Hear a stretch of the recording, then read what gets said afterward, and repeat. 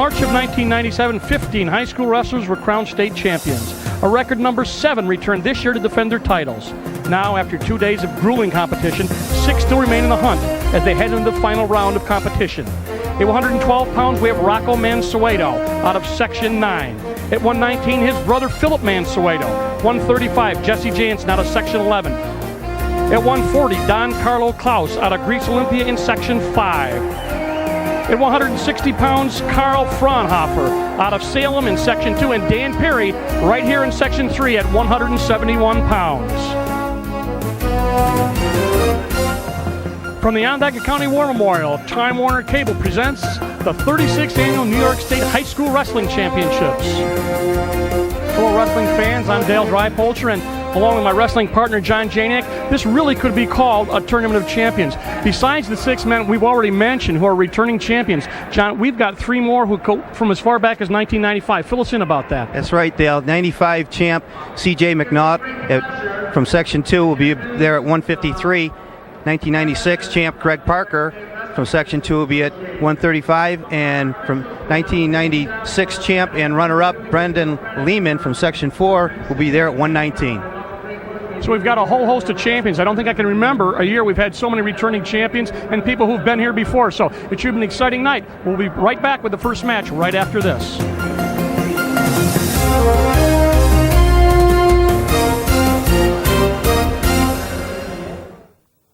It's not a national emergency. It's a neighborhood fire. Yet for the families who lost their homes, it's a major disaster. What does the Red Cross do in a situation like this? We're here to help the families. We give them food and blankets, and we provide shelter. I was with the families last night, and thank goodness they didn't lose their lives. But in so many ways, they did. When people think of the Red Cross, they think of hurricanes and blood drives, but there's so much more. The Red Cross is always involved in the community. It's neighbor helping neighbor. Who pays for all of this to happen? We help people, people help us. First to respond with care and relief. Count on the Red Cross to be there for your family. But we're not a government agency. We rely on you. Call the Red Cross because your help can't wait. And we are back at the Onondaga County War Memorial, finishing up the introductions. As you see on the mat, the last 2 gentlemen, 275 pounds, have been introduced, and we'll take a quick look at the scoring. Section 4 at this point, they had 207 in first place. Second place, Section 11 with 196.5. Section 2, 190.5. Section 8 at 188.5. And Section 3, 180.0 for 5th. So Section 4 looks like they have got this pretty well wrapped up. They have done very, very well, and we've got a Section 4 wrestler and a Section 11 wrestler in the first bout here, 96 pounds. Steve Sebastopoli from Lindenhurst. You're looking at Section 4's Joel Walsh out of Ithaca High School, a lot of wrestling tradition in New York State. This is 96 pounds. Walsh is a junior, 78-11. His opponent, there he is, Sebastopoli, is 58-4 overall, 34-0 this year. And they are going to start right now. Our referees, Jack Fioravani, Billy Dorn. And they did start. They'll take down right away Section 4 Walsh. 2 quick points. Takes down Sebastopoli. That did not take long. Gets out on top a little bit. Trying to run that half, yeah. I'll let Gene Mills out to the side. Run it.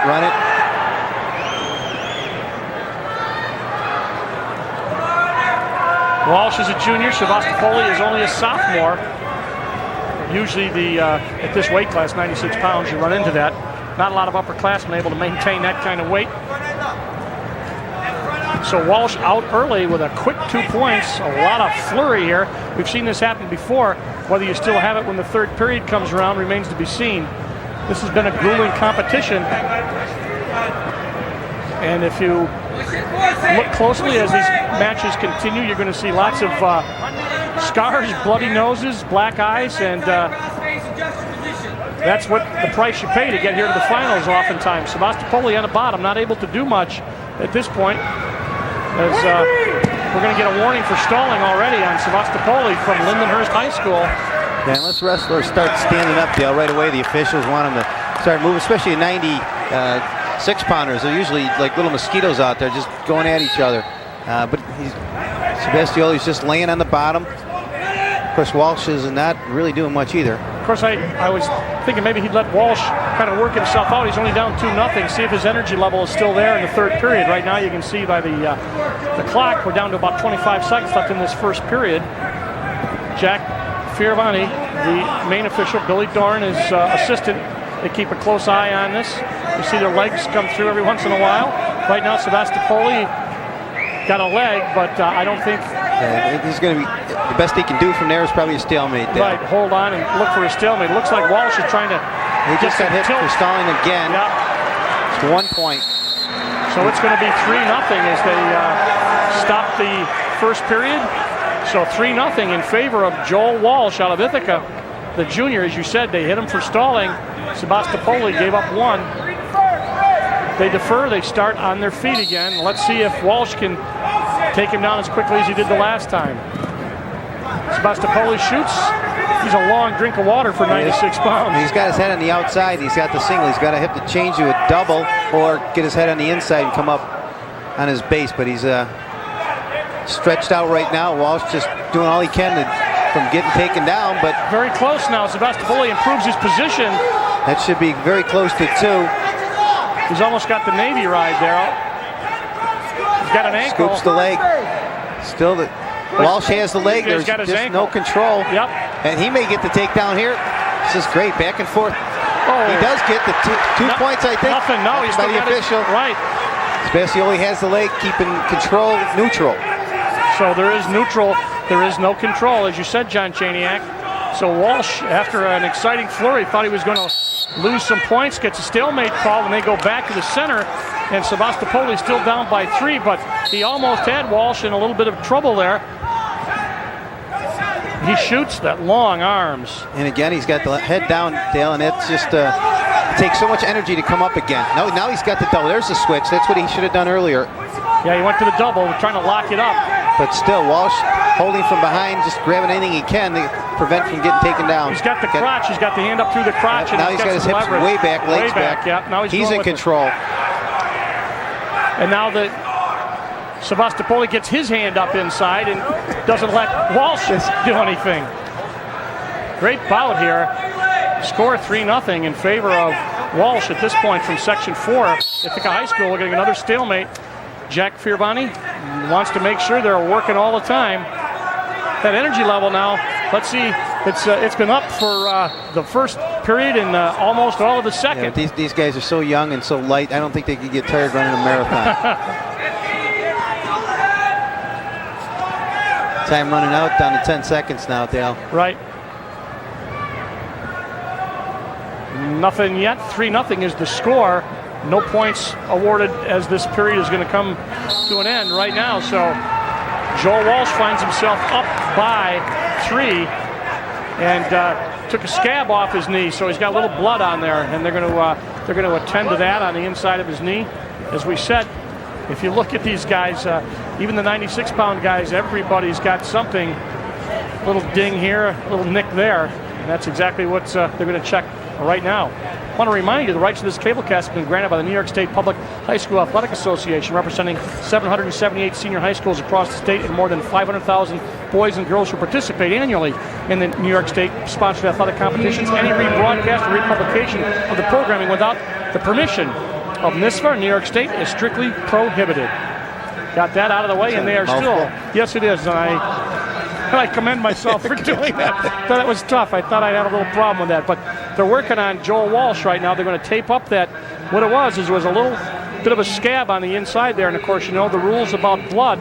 They want to make sure that that is not going to be a problem as the match continues. Now, what that does is it gives Sebastopoli a little bit of time to maybe regroup, talk to his coaches. That's right. He can be instructed where Walsh could not with an injury timeout. Right. All they can do is attend to the injury. And we talked about the team score earlier, and it's very important that Walsh wins this.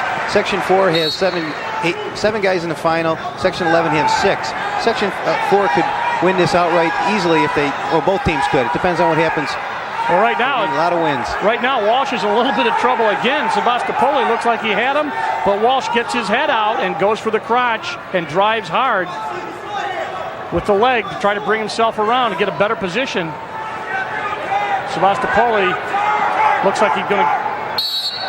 Boy, he does a quick stalemate, and that's another one. That's about our fourth. Yeah, that should set the tone for these wrestlers the rest of the way. Yes, Keep sir. going, or you're just getting back to starting position. Don't hang on and wait for help. Oxygen is not forthcoming.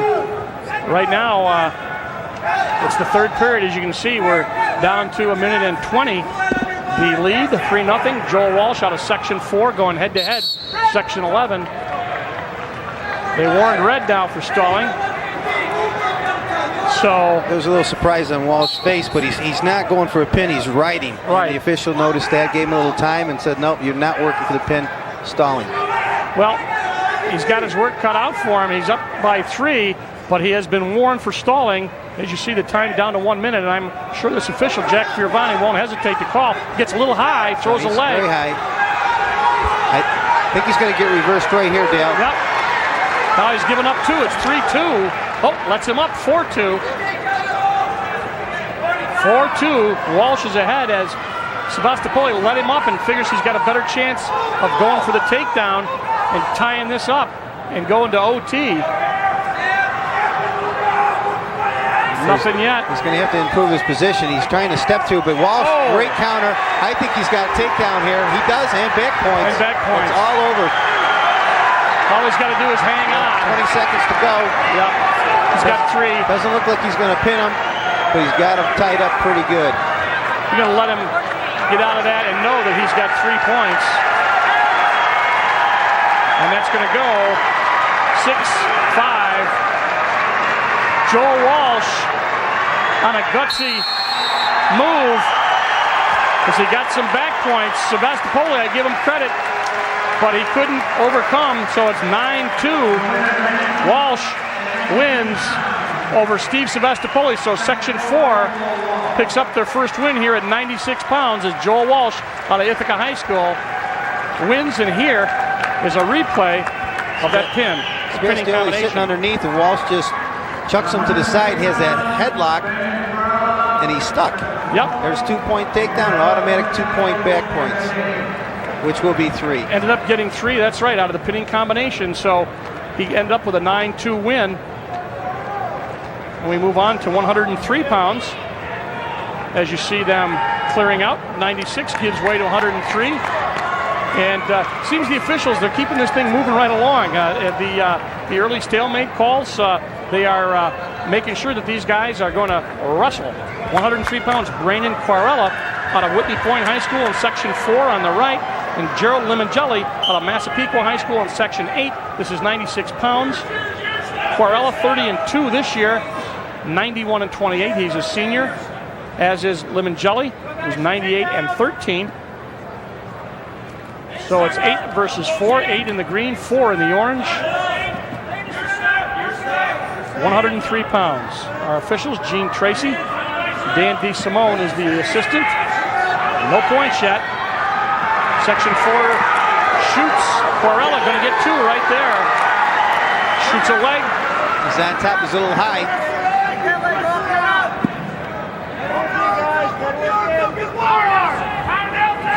There you see the score, up by 2 on that takedown.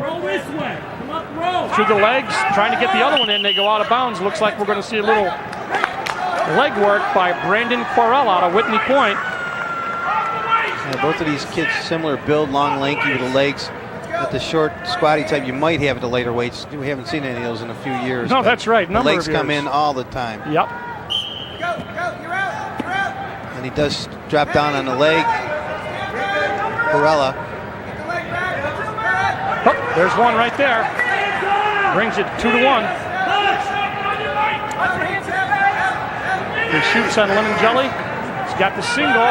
Tries to get behind, get control. He is behind, but the Wizard, it's Limongelli not in trouble yet, but I think he might be going down for 2. Tries a quick switch. Right. There's it to control. And once he goes right to the leg. Quarella will go right to the leg if he breaks you down to the mat. But of course, he's got to do something with it. That's right. And we noticed in the first match that you can't sit there parallel. You got to move out to the side, work the bars, work the half, do something. Right. And he's right on top of them. The officials will give him a few seconds of that. He's pushing the action. There he goes. Yep. The official is signaling right now. We can't see that for a confirmation of not working on top. And the other official checking. And right now there's more activity, so he won't call it. But it's going to go down to 2-1. Red, orange in control. The score 4-1. Quarella on top. Period 2 starting. You get a good look at the Gerald Lemongelli, the wrestler from Massapequa, Section 8, Long Island.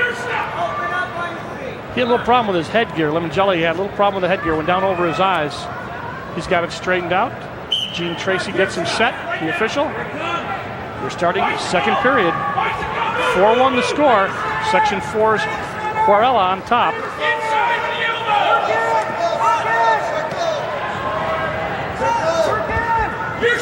both guys just trying to feel each other up on top, and there's a shot by Quarella.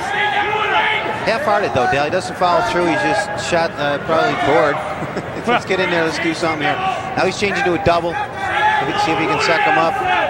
You got to wonder whether his coaches had told him that, you know, you were close to being warned for stalling, although that close doesn't count, but you got to be able to know that they're going to give him a stalemate here. So, but you can see that they are keeping these guys moving.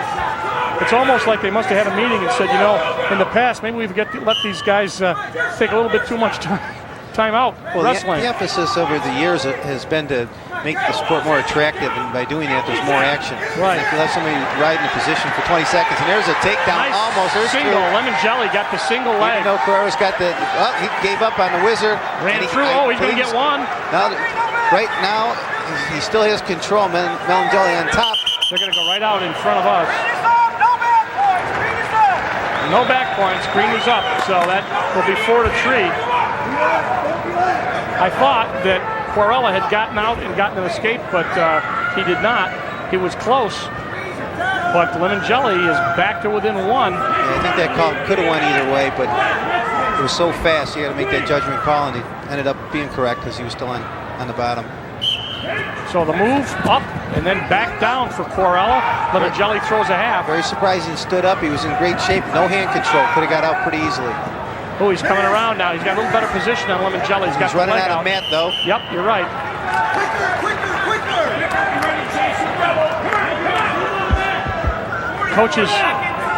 Both coaches saying you got to move quicker. But this is a great place for a tournament, though. You know, you can hear people from the upper decks. Yeah, I know it. Everyone is a coach up there, an official. Quarella on the bottom, 103 pounds. Lemongelli on top, Section 8. He's down by one in the score department, but has been forcing the action in the second period. Well, he's getting out to the side. He's doing a nice job. Now, Quarella's got to be very careful here. They're going to go out of bounds. It's obvious right now that the official, Gene Tracy, isn't as quick to give stalling, or I think Section 4 would be in trouble right now. Quarella out of Whitney Point, down. Gerald Lemongelli out of Massapequa High School, getting on top. 20 seconds left. Second period.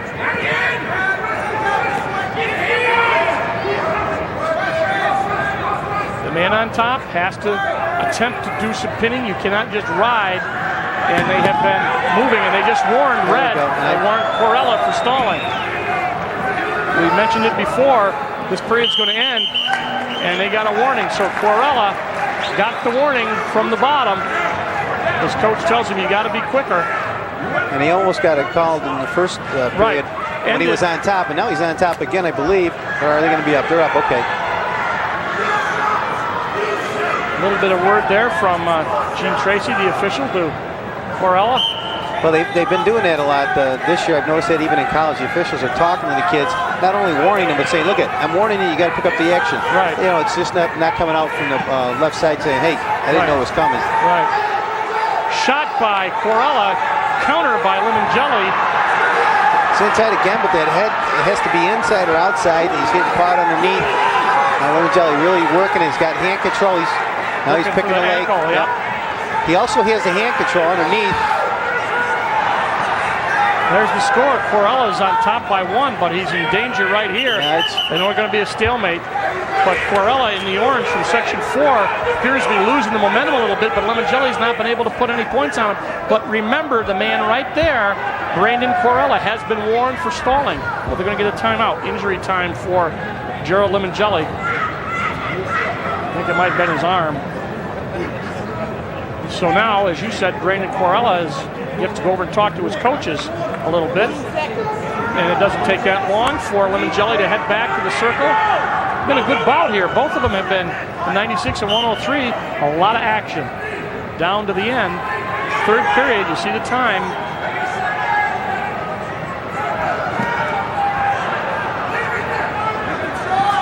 Shot single. Inside again, he just stops there. Now, these are always interesting. Okay, it's flip a coin. Yeah. Or stalemate. Here we go. Yeah. Well, nothing happened illegal, but it looked like he wanted to keep it. Oh, game Figure one. 4? Yes. Put it on the head. That was pretty quick. That gives him a 2-point advantage, Dale. Yeah. It looked like he crossed his ankles.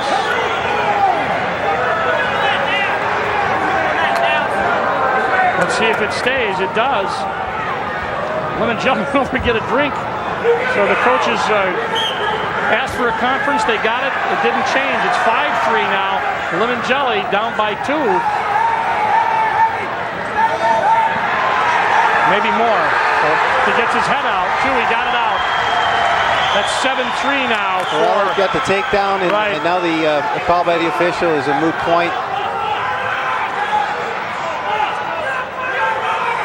He's going to go to legs again, but he's already been warned. Now he's wearing green on the bottom, so now Limongelli's been warned. Of course, look what he's doing on top. There's nothing he can do. That's right. I think the official has to be a little sympathetic. 2 legs in, arm bars. Leg, yes. I mean, what are you going to do? A backflip into a pinning combination, which you want to avoid. Which he uses right now because he's down by 4 points. You can see the time down to 15 seconds. Limongelli is tied up by Corella with the leg. So Corella is going to win at 103 pounds, 7-3, in a nice match for Section 4 as the senior beats the senior from Section 8. Both guys wrestled well, but Brandon Corella wrestled well enough to win and is hoisted up on the shoulders of his coaches. Brandon Corella, the 1998 champion, 103 pounds. As you see, Limongelli dejected, but he wrestled a good match. Let's check the replay out here, see if we can see how Corella did it. He's just underneath. He stands up like he did a minute ago. He's going to come through what they call the back door. So you get your position up underneath. Well, this was the earlier foul with the figure 4. Right. Yeah. Yep. Well, that was kind of the turning point, I think, right there. Even though he beat him by a lot more, that was the turning point. Let's move on now. Section 5's Corey Holland against Rocco Mansueto. The Mansueto brothers, he's got a twin at 119. They're out of Section 9, Middletown. Corey Holland out of Hornell in Section 5. Holland undefeated this year at 44-0. Mansueto 33-0. Mansueto 123-5 overall. You see him right there. His twin brother will be up next. And Holland got a pretty good looking nose on him. Took some shots during this tournament. He's a junior. Mansueto is a senior. So Corey Holland, 112 pounds from Hornell, working against 97 returning champion Rocco Mansueto.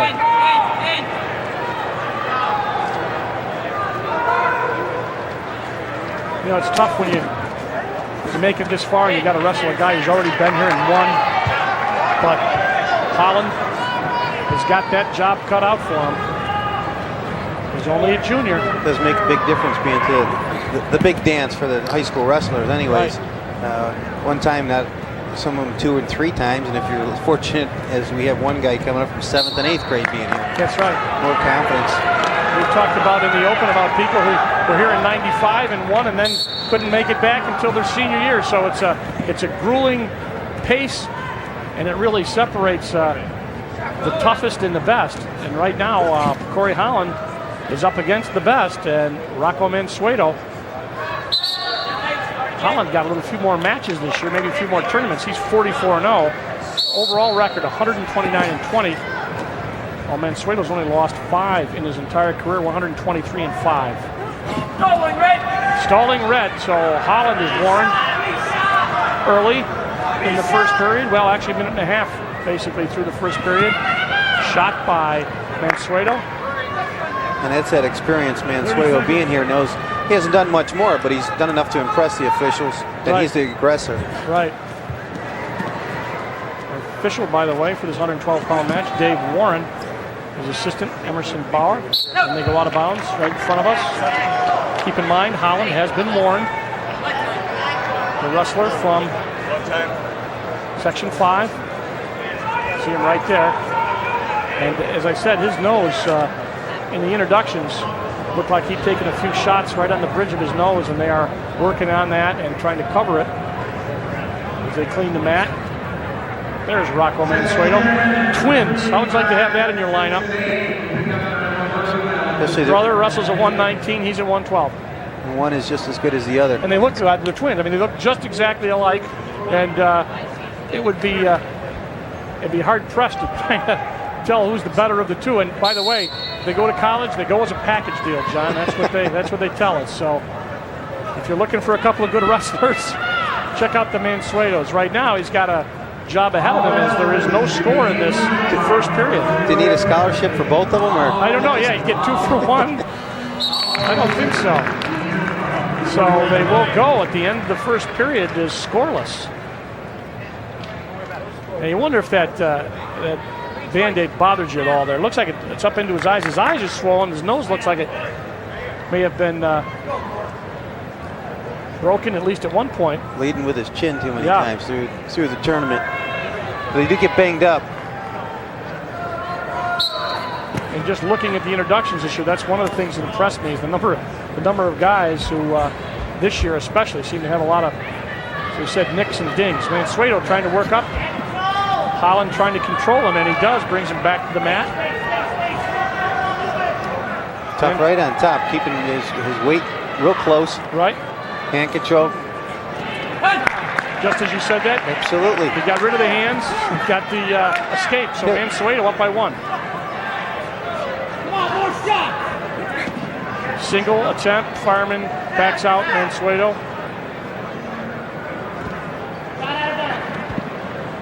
Holland working hard. They go back to the middle.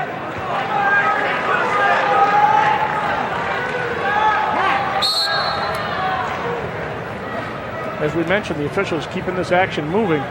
You better be in good shape by the time you reach the finals, because they're not going to let you rest. I feel bad for the heavier weights. Stalling, Green got a point. So Mansueto got the point from Holland. He's already been warned once. He just gave up the point. So Mansueto picks up 1. And Holland just looked over his coach, says, "What? What do the kid just keeps coming after me?" And he's touching his bandage. He's not happy with that, as you mentioned a minute ago. Right up into his eyes. I don't think it hurts him, but it's a little distraction. Right.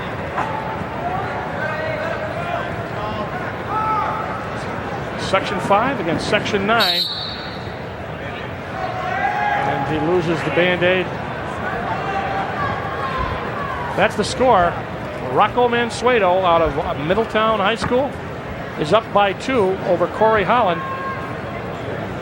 That's a good look at Rocco. His brother is named Philip. As I said, you will see him next. But right now, his coaches, Paul Cummings, talking to him.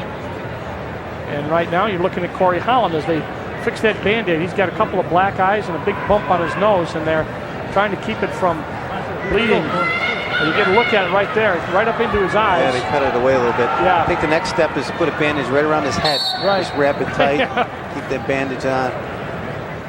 As you can see, there It just came off again, Dale. Yep, didn't last Right long. on the bridge of the nose. It's just not a good tough place. spot. Under 30 in the second period. Doesn't stop Holland from shooting underneath as he's running out of net. Yep.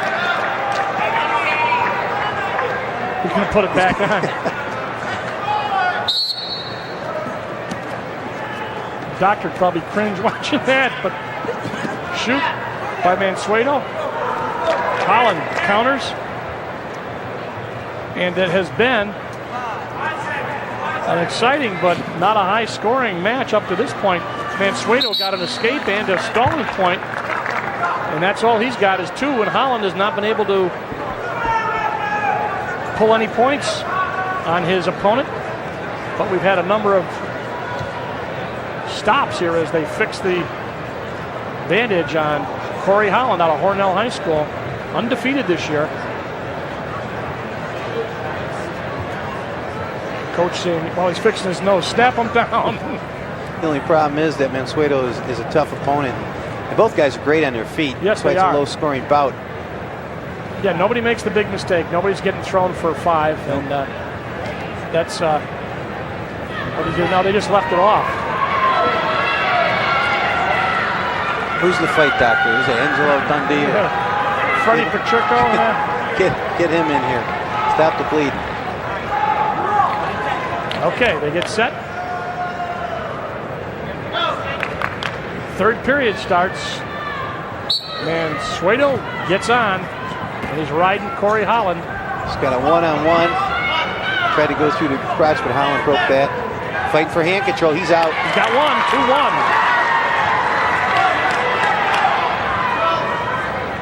Corey Holland scores his first point at the right time. He's a takedown away from being on top. And a shot. Mansueto shoots. Rocco. Holland counters nice. Gets his weight back. He's out of trouble for the moment.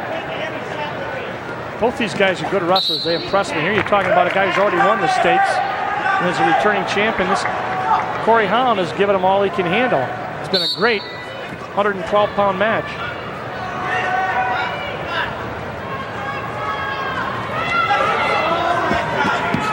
Mansueto in deep, but Holland counters again. Tried to drag him by. Now they're back up on their feet. Holland really should stay out of that tie-up. It's not Yes. for his benefit. No, I don't think so either. I agree. They go out of bounds. Doesn't look comfortable there. Probably ought to just go quickly. Yeah, tap and go. I mean, Yeah. we don't see much of that anymore. Everybody gets in that headlock and they wonder why they can't shoot in. Mansueto in tight. Good. Just great balance. Another body point. position for Holland. Yeah, another point now. Well, I'm shocked at that because he's not backing up. No. And I thought Mansueto stepped to the side and back anyway, but that's a tough call. well, it's 3-1 now. Mansueto on top, but the fans didn't like the call. But Holland can still tie it up if he can take him down. And that's what he's got to look for right now. Can I get him down? Can I get it into overtime with 30 seconds left? I got to get out of here. I don't want to waste my time. You know, he's got to get out. There you go. That's exactly what he did. Goes back to what I said a minute ago. You got to tap and go. Don't get tied up. Right. He's got 25 seconds now to tie this up and go to OT. But Mansueto right away grabs hold. I mean, he's a smart kid. Yes, he is. Tie him up, keep him at bay. He can go with call for stalling. Big deal. Yeah, and you know, he's making him shoot from a tie-up position, so he's not going to give him anything easily. Exactly. They're going to come right out of bounds in front of us. 7 seconds. Mansueto is 7 seconds away from a second. And he got called for stalling, Dale, which, like I said, he doesn't care. No. He's in great position to win, and he has.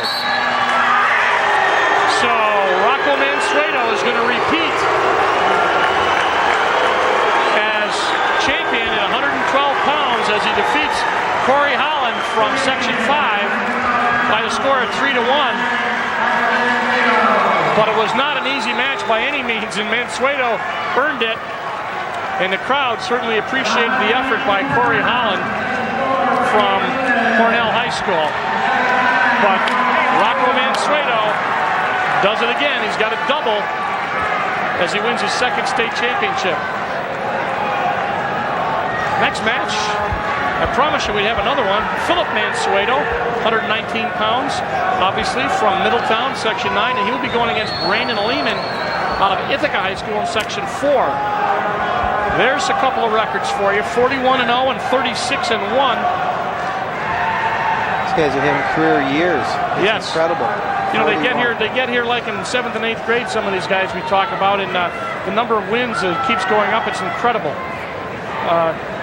Do we have anybody in the 300 club yet? No, but Brandon Lehman's overall record's 180-11. That's amazing. He's a junior. Yeah, he is a junior. Brandon Lehman's a junior. Of course, Mansueto is a senior, as was his brother. But 108, he's got 191 bouts, and he's only a junior out of Ithaca High School.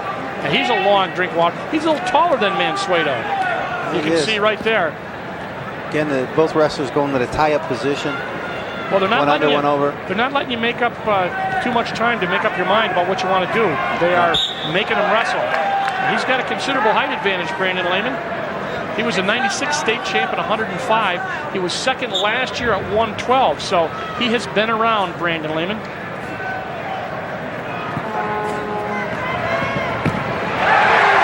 And he takes Mansueto down, and the 97 state champ at 103. Philip Mansueto is down by 2 at this point, and right away to the legs from Section 4 is Brandon Lehman. So they go back to the middle.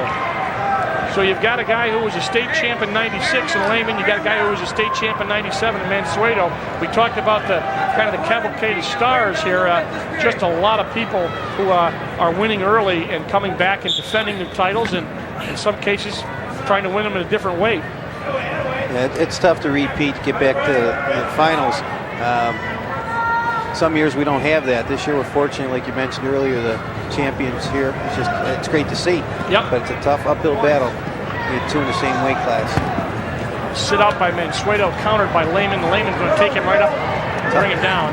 Strong kid, lifted Mansueto up with one arm. Yep.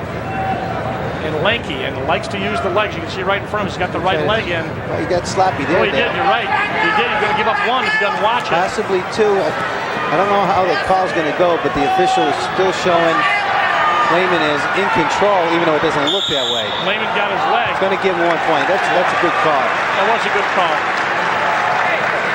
So it's 2-1 now. Lehman had the takedown, and then he gave up an escape. So Philip Mansueto working hard, but only got to 1. Our official, Bill Stark. The assistant, Mark Jones. Once again, the height and the difference. So look at the toes. Nice move. Looking for confirmation. That's why they have 2 officials, ladies and gentlemen. That was very close. He may have hit his knees down below. Now here's Lehman. Nice leg trip, and he goes to a double. He did hit his knees. Yeah. Another good call. Good call. Hit that green, and that's the supporting point. Mansueto's been warned for stalling right now while we come back. So in the replay we showed you, that was a good call. He did not have the takedown. The fans wanted it. Oh, nothing. Time expired. Yep. That was one of those ones that the fans liked, but nothing happened. 2-1. Mansueto down to Brandon Lehman. Both guys look confident. It's one of those matches, you know, it's a shame someone's going to lose, you know. Yes, it is. It absolutely is. And of course, Mansueto gets a chance to work out with a pretty good wrestler on a daily basis, right? At his house. Yeah. All over the basement, right, the living room. Lehman, not much of a move on the bottom for a tall guy. I thought he might try to get up and get his legs out. But Mansueto works on the top. Very deliberate, taking his time. Yeah.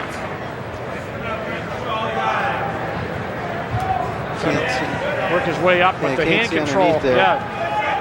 He's shifting his hips good. He's just got to break away. Got he does. One right there.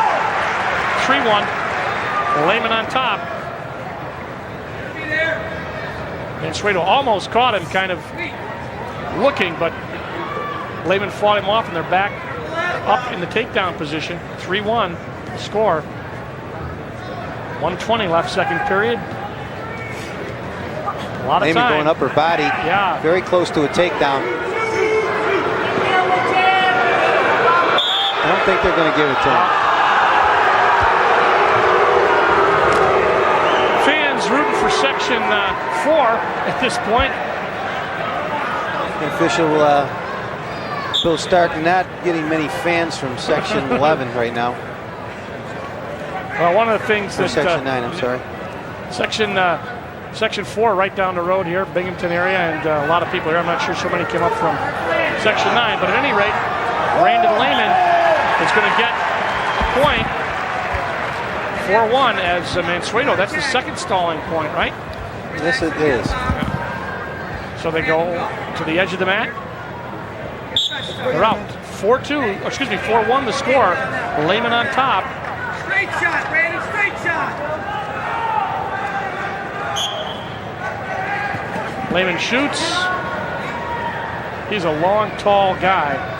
He took a big step to get underneath it. Yes, he came did. up with nothing. It was a big step, yeah. Mansueto saw it coming, got his leg out of the way. Fought his way back up. Mansueto goes down. Those tall, long guys, they got those long arms. They can keep your way out. Well, then I think he's a strong kid. I mean, yes. He showed it in the first period. Just lifted Mansueto up with one arm. And I don't think Mansueto can get underneath him. No, that's what I'm saying. He's very frustrated. So long, and then he underhooks him and keeps him way away. I mean, he's just not getting in. The tie-up. Now he's running out of time here. All right, he's going to warn now. He warns Lehman for stalling. So now it's going to be the third period. And Lehman's been hit with a warning. I don't think I've ever seen so many warnings or stalling calls in that. Well, they're really picking up the pace, as we yes, mentioned they earlier. are. You get a good look at Brandon Lehman. Undefeated this year. 41-0. Could be 42-0. He's got 2 minutes to defend a 3-point lead over Philip Mansueto, returning state champ. Mansueto out. He's up 4-2 now. So it's now a 2-point match.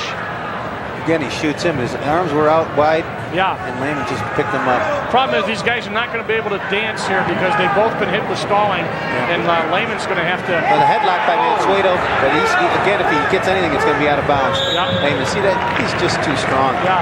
He countered him well, got his arm up, straightened his arm out, didn't let him... It was a good move by Mansueto. Sure. See if we can catch this right at the end. He's going to throw a headlock right there, Dale. Yep.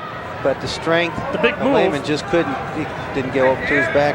No points, out of bounds.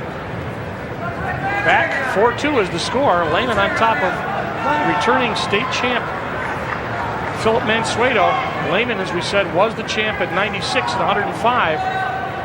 Second in 97 at 112. I think Lehman might be getting a little bit tired. Yeah, his face looks tired. He's breathing through his mouth. Yep. Yep. So he's got a lot of time. He can't relax. And as we said, at the pace these guys are going, whoever's going to be in shape is going to... Inside leg trick. Right.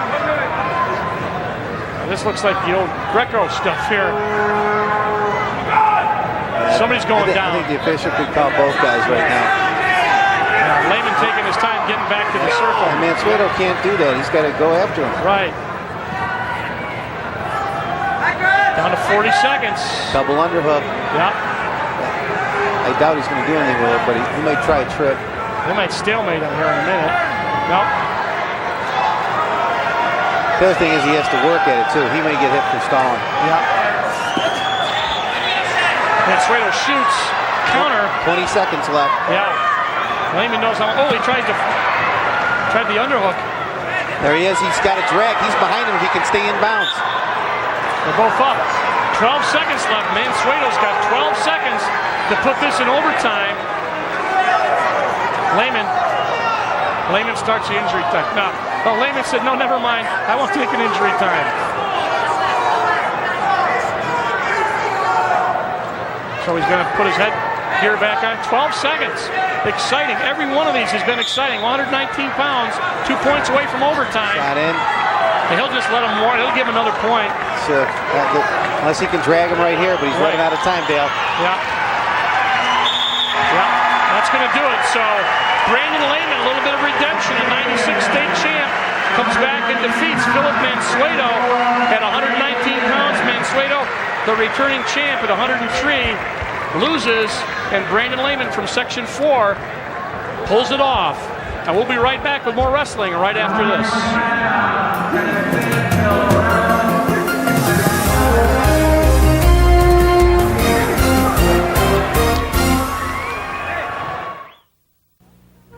Okay, ready for our field trip? If it's cable in the classroom, it's gonna be awesome. It's like 37 different cable networks with all these cool shows to use in class. There are no commercials, and it makes learning a total adventure. Cable in the Classroom is a free service of the cable industry. Find out how you can help build your school's video library without leaving home. Look for free information at participating supermarkets, or check the back-to-school issues of Family Circle magazine available now. Cable in the Classroom comes home with Time Warner Cable. The most common warning sign of skin cancer is an odd-looking mole. No, don't get burned. A message from the American Cancer Society. Before going out in the sun, apply a little block to your face. No, help rub out skin cancer. A message from the American Cancer Society. If you want to reduce your risk of skin cancer, get a little shade. Don't get burned. A message from the American Cancer Society. Back in the War Memorial, we moved up to 125 pounds. And you see the nice view, nice overhead camera shot as Bill Morello, who is a sophomore out of Section 6, 39-1, takes on Mike Messina, 36-1, out of Section 11, Hauppauge High School. And I love that camera shot. Gives you a nice idea of what it's like as they slowly zoom in. Good job, nice crowd. John Janiak, Morello only a sophomore out of Section 6, while Messina's a junior. And both guys look like short and strong. And both guys have just about the same amount of pins, 15 and 16. Section 11, Long Island, obviously a very strong area in wrestling, has been traditionally. Section 6, I should say, Morello out of Lockport High School in Lockport, New York. Both guys have lost one this year, and somebody's going to have two at the end of this. We've mentioned a couple things. The officials are making sure everyone wrestles and wrestles quickly. Emerson Bauer is our main official, Wayne Carroll his assistant. Up to this point, you have to wrestle all the time or you're going to get hit with stalling. Both guys, little upper body, they go out of bounds, back to the center. For 125 pounds, these guys are pretty sturdily built. You know, I think it's also an illusion. We had all those tall kids. Guys at 96 pounds. You got a 6-foot guy who weighs 96 pounds. You're bringing somebody 5'5", 1.25. They look stocky, right? Middle linebacker. Yeah, right. Actually, Morello is a running back in football in high school from Lockport, 125 pounds. Messina is a state freestyle champion, 132. So he's had a lot of experience. Morello actually 123 and 23 is his overall record, while Messina 93 and 15. Both guys, as we said, warned for stalling by Emerson Bauer. They will not tolerate much of your feeling each other out to see what's going to happen. Messina looked at the clock. Morello shot, but now a counter. Almost had the takedown. No, good call. Good call. Yeah, Messina looked up at the clock. Morello shot. He countered, and he had Morello in a little bit of trouble, but they went out of bounds as the first period is going to end. Zip, zip. Nobody scored. Let's take a look at the replay. Here it switches to a double. He starts chasing him out of bounds. Here comes a headlock attempt. Just what he needed to prevent himself from getting taken down. Just need a little bit of... get out of bounds as quick as you can. A little bit of something to grab onto, which he got the head before he went out of bounds. So right now, Messina will be down, the junior from Hauppauge, and Morello gets on. Quick first move, he's up. First point, Morello does it, gets an easy escape.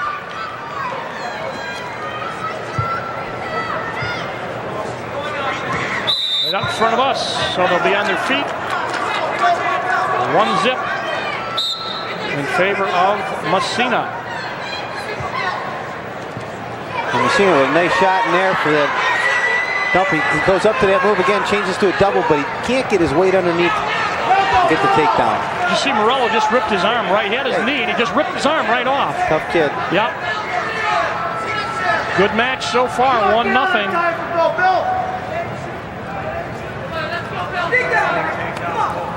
Both guys pushing and working hard. Come on, Bill, let's get it.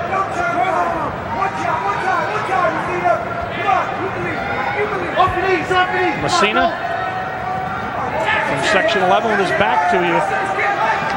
Hopog High School, he's in a little bit of trouble here as Morello tries to take him down. Now Morello goes down. He picked his ankle right there, Messina did. Yep.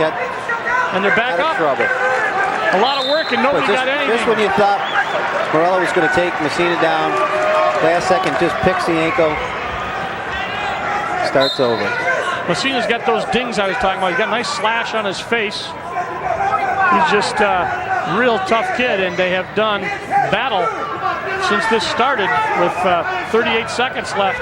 Second period, these guys have done a great job. It's 1-0, but they have spent a lot of energy going at each other upper body.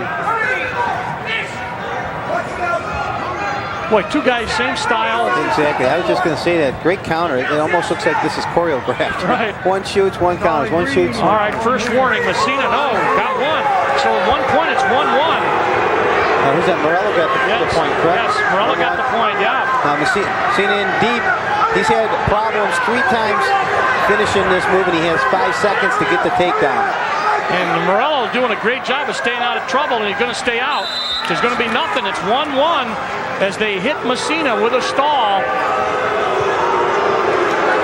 So it's 1-1. The fans into this one. They've been into every one of them. These have been perhaps the most action of any states I've seen. One match after another has been as exciting as the other. 125 pounds as Emerson Bauer is talking to one of the coaches. The match is 1-1. Stalling call on Messina. Sets the stage for Morello from Lockport. 2-1.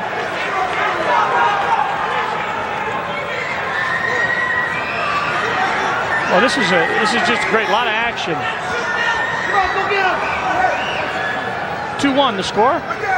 Morello got an escape. Had a stalling point given to him, so it's 2-1. And that's the problem. Third period, you already have your call it for stalling. Oh, nice ankle. Couldn't follow it up, John. Great balance by Morello. Deceptive. He just doesn't get in too much trouble. Great bout. 1:27 left. Third period. Morello on top by 1. Well, he's backing up. He's going to have to step forward. Yeah. He's only a sophomore. See, every step is, the first step of that is backwards, and that's not a good sign. Go to the side, you don't get in trouble. You go back. I don't know if the official counts it out in his mind. Let's see, he went back 3 times, right. Bumped your head or what, but. Oh, yeah, he's going to get him. Yeah, he gave him 1. It's 2-2. Yeah, he told him, and you know what he did? He pushed him out of bounds. He came right here. So it's now 2 apiece. So you know what? It's good. Somebody's going to win it on the mat. Messina shoots, counter Morello. No, he doesn't get his arm free, and he's caught in there. The only thing he could do is back out. Right, he did back out and quickly. Yep. Another cross ankle pick. He's in there deep, but he just can't follow through. Hurt his elbow. Messina, you're right, tried to go for the ankle pick, and boy, he just stopped and grabbed his elbow. The injury timeout. I don't know if you can see it. There's not going to be too much time. Let's see. He's going to go down for the ankle. See right there? Then he got up and said, oh. Yeah, that's the 3rd or 4th time he's done that, and he keeps his arm up on the armpit, and he must have got it pinched. Yeah. Now Morello just attempts to do a little touch and go. We could have our first overtime here.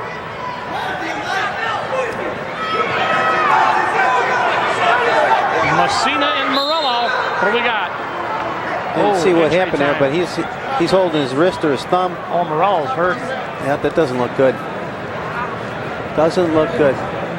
Oh, he's in a lot of pain. It could be the thumb. Might have been dislocated. Let's see if we can see what happens. Camera angle here. Let's see.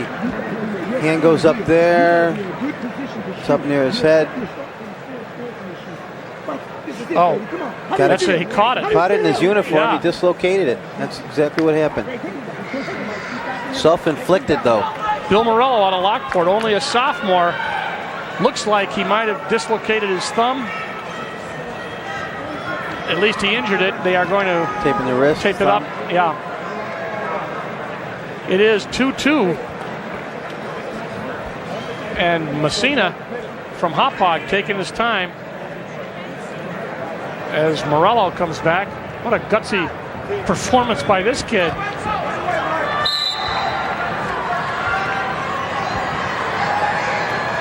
It's amazing though when you get in there, Dale. You scored 2-2. Right. That you forget about your injuries.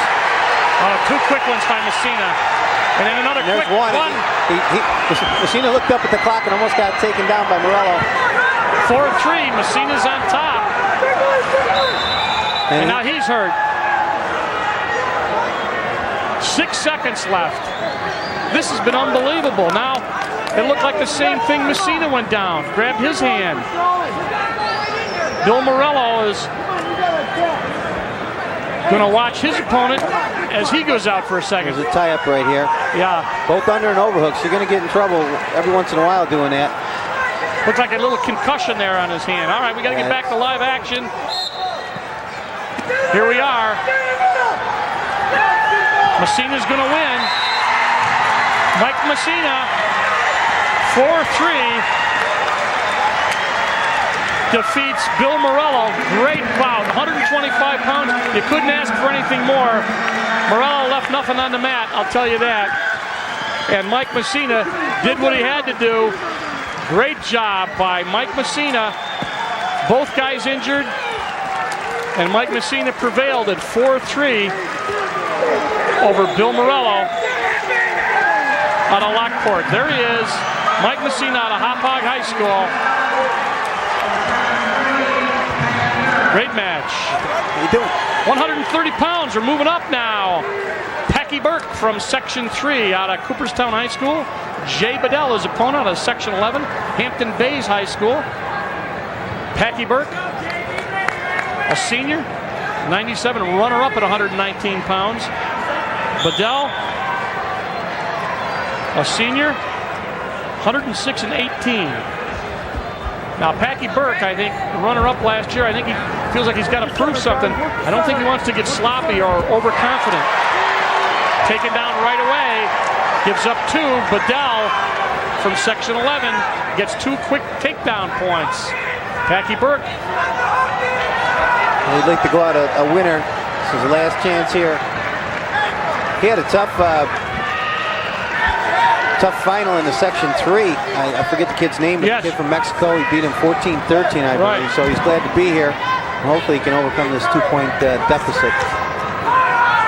Well, right now, Jay Bedell doing a good job on Packy Burke. Burke undefeated this year. Bedell 32-2. Bedell over 100 wins. But he caught Burke looking and he got a quick takedown.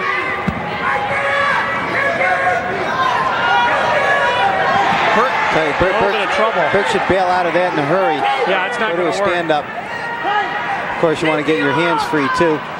Could be in trouble here. Bedell, very strong, has been able to. But plus, when he has his arms tied up, there's no way that Burke can get up. Score is 2-0 in favor of Bedell.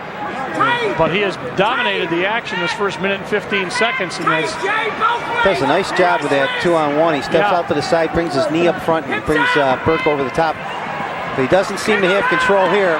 Every Burke, time he does a real switch, close to a switch. Step over. I think he's got the 2 points. You think he does? Yep. Got the leg. He's got 2. Yep. Talk about legs. There goes the other one in from the other side, and he's going to stretch him out. Yes, he is. He's got a power half in on the right side. Burke got the reversal, got the legs in, and he's stretching out Jay Bedell, and they come up to 2-2 as they untangle there. So Packy Burke, who looked to be in a little bit of trouble at one point, came back and got 2 points to tie it up with 12 seconds left in this first period. Let's see what he does on top. We talk about a long, skinny guy. Burke, long and skinny. Leg in. Leg. Other leg trying to get in. Yeah. Power half again. Yeah. Oh, he's working it. Time goes out. But He's the kind of guy who can throw that leg and get a pinning combination because that long arm, John, he had that way in there. And we haven't seen that yet. All the kids that tried this earlier just don't have the torque this kid has. Really working the legs beautifully. 2 apiece. You get a good look at Packy Burke out of Section 3. He's going to be down. Bedell be on top. Both guys seniors. Burke was the runner-up, as we said, at 119 last year. Gets up nice, but no hand control, Dale. Right. I think he's more comfortable trying switches. Yes, that's how he got his points. Again, he leaves that arm down. See, he's got to really get that hand control on the way up. Bedell not letting him get the hand control. He's taller. Burke is taller. He gets one right there. Of course, he knew what he was doing all along. So he's really trying to work this. He's got try a leg. Oh, he almost had that trip now. Great move there. He got a little sloppy, John. Yeah, Bedell capitalized on that move. And there's going to be an injury timeout as Burke hit the shoulder on the way down, I think. He should have just gotten the points and gotten away from him, I think. Take a look at it, John. Right here, he's got the upper body, tries that trip. Now Burke's sloking up, I think, right there. He just runs into him. He just bulldogged him. Yeah, he just pulled him right backwards. He couldn't get his legs back in time. No. Once he started going backwards, his legs are tangled up. He's lucky he didn't go onto his back for points. You're right. And one of the things he started a little bit earlier is after he got the points, kept trying to get that takedown and got up a little too high. And Bedell, who's about 3 inches shorter than him, knows exactly what to do. It looks like he has seen Packy Burke before because he knows what he wants to do with him. There's that switch, great switch. Got the hip out. I'll tell you, it looked like slow motion on Bedell. He just knew it was coming. Now Burke in there with that leg. That's going to be got the 2 points. 2 now, yep. Now Burke's got to watch that head. Yes, that half. He left his head back there. Bedell will take it with him. 5-4 the score. Burke on top of Bedell. He's working that nice. Of course, you know, it's tough to really pin someone on top in a hurry. Yeah. And the way these guys, the officials, are moving this right along, you might as well not do it. Just go to a tilt. You know, don't try to pin. You know, get out to the side. He's long enough. He should be able to get a 2-on-1 and tilt to the side. Let's see what happens here with Bedell. I think that's exactly what he's trying to do now. Get out to the side, tilt, out, legs in, other leg. He's going for the second one. He don't want to take any chances. He's got to figure 4. Again, I got to go back. It's just too tough for him to tilt or turn the guy from here. Now he's got the other one in. Now he's going to try to half. Now he's trying to power it over. You only have about 10 seconds to do it. Well, nice. Bedell just neck strength. He pulled himself up, didn't let him get it. Now he's trying to crossface. Yeah, if I was Packy Burke, I'd get back out and try that. Stalemate. Good call. Yep. How long can you do that? If he does it again. Well, it's not like he's not trying either. No, that's the thing. He is going to pinning combinations. If they take too long to really. How long do you give him? Can't go 25 minutes, 25 seconds to do it. 23 seconds left in this period. Burke breaks him down, leg again, way up on top, working for the half. Here comes a half on the other side. No, we're going to try the right side. Powers it up. He's got the arm up. Again, he's not going to overpower him. No, he warned him. He warned him for stalling. Interesting call. Yeah. So he's not letting him do it again. It was the same move that he allowed before, but you said the same. How long do you give him? Right. And I see the official. He is working for a pin. Unfortunately, he's not going to get the pin. Right. This is quite. Here's a discussion. Nice camera shot, guys. That's Packy Burke's coach, Jim Jordan, I believe. I think he has a legitimate right, but that Packy Burke is indeed going for the pin. The other thing is he has to get out to the side every once in a while, and he's not. He's thrown the leg in at least 6 times and tried the same move. He did have the half working, and it looked like he was starting to turn it when they interrupted it.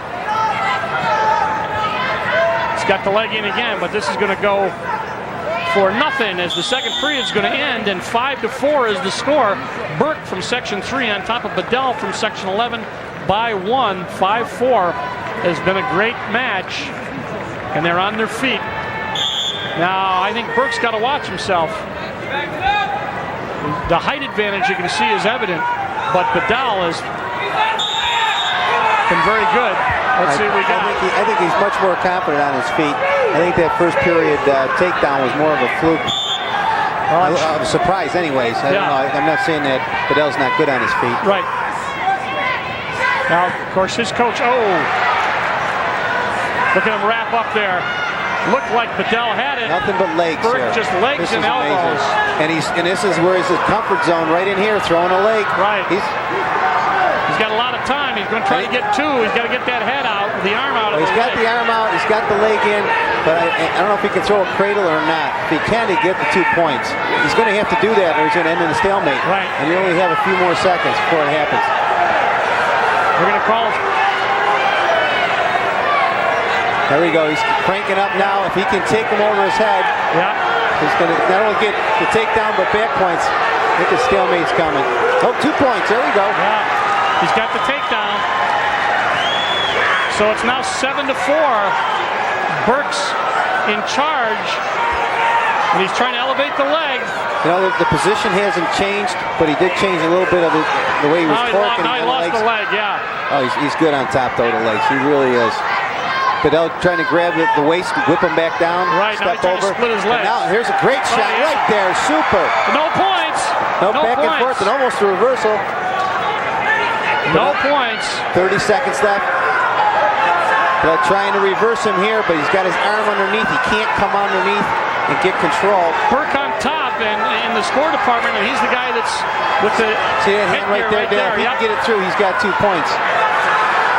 He's just taking time off the clock. Well, he needs a big move, and he's got to come up with a 3-pointer, and he's not going to get one. Close to a reversal, though. No back points. That's going to do it. What's it going to be, 7-6? Did they give him a... No, there was no reversal. Okay, 7-4, all right. So Packy Burke, the runner-up last year, is able to finish it off this year. He had a tough time with Jay Bedell from Section 11. Bedell did a great job against him, and Burke, using the legs in the third period, got himself a win. So Packy Burke defeats Jay Bedell, 130 pounds, Section 3 over Section 11. And that's a great match Jay Bedell did out of Hampton Bays High School. Wrestled very, very well. We move on. 135. Greg Parker out of Shenendehowa High School in Section 2, 40-2. Jesse Jansen out of Shoreham Wading High School in Section 11. He's only a sophomore, and he is something else. He has been the talk of this tournament. He's got 3 losses in his career. 2 of them were at the States in 7th and 8th grade, and Jansen is working right now on Parker. He took no time at all getting the takedown. I think he got that in 2 seconds. And Dale, look at that, 39 pins. Yeah, 41. That's incredible. 39 pins. Jansen's only a sophomore from Section 11. Only a sophomore. And they said he went up a weight in a dual meet and lost 1, and he lost 2 in 7th and 8th grade here at the States. That accounts for his total 3 losses, 134-3. Right now, Greg Parker. Yeah, he's in trouble now, Parker. Jansen has the half in, and he's running it, and he has plenty of time. Parker was a 96 state champ at 91 pounds. 4-time sectional champ from Section 2. But right now, it's only down 2-0. But if Jansen with a grab ride in with a half, again with that half. Parker's got his hand in between the legs, and Jansen cannot turn him totally. Rolls through, no back points. Jansen dominating at this point. Shoots in. Boy, he got in there. Changes to a double, takes his time. Tries to bring him down to his back. 4-1 now. He got two more points. Billy Dorn, our official. John Scheel is assistant. And he gives him an escape. So his strategy is to get back on his feet as he lets Parker up. But Jansen, only a sophomore, looking very, very tough here at 135 pounds, John Janiak. He's looking good. Good on his feet. Very close to 2 points, but Parker holding on to it. The legs tough. Got a feeling it's close. It's close. There we go. Good call. 6-2 the score now. Nice. It's amazing. First period. Just, sophomore and all that composure and talent. Yes. It's just great to see. Yep. He was third in 95 and 96. That's where he had those two losses. And just amazing. I wonder how many college coaches are banging on his door. Yeah, right. Well, he's only a sophomore, kid. right? You know? I know, just leaving literature around, you know. So it's great.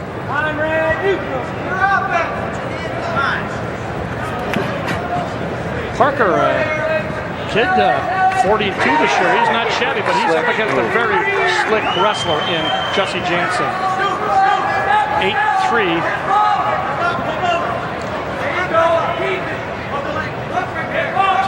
Parker should be worried about back points. 1:35 left. They stop it. 8-3. They'll start injury time. Something happened to Jansen. Quite been face area, maybe a bloody nose. What are they doing now? Fight doctors over there. They're going to bandage. Put a little bit of bandage on him. A sophomore, Shoreham Wading High School in Long Island, Section 11. And just talking to the people, the media, the guys covering this, and the women, and they tell you this is definitely the guy to watch. And so far it has been borne out. Don't want to take anything away from Greg Parker out of Shenandoah, 151-23. Oh, absolutely. And he's being recruited by Princeton and Harvard. So Parker is a pretty fair wrestler in his own right. Single leg gotten immediately by Jansen. Very nice the way he does that. He shot single, the head was out to the outside, came to the end, went to the double. Half right away. Yep.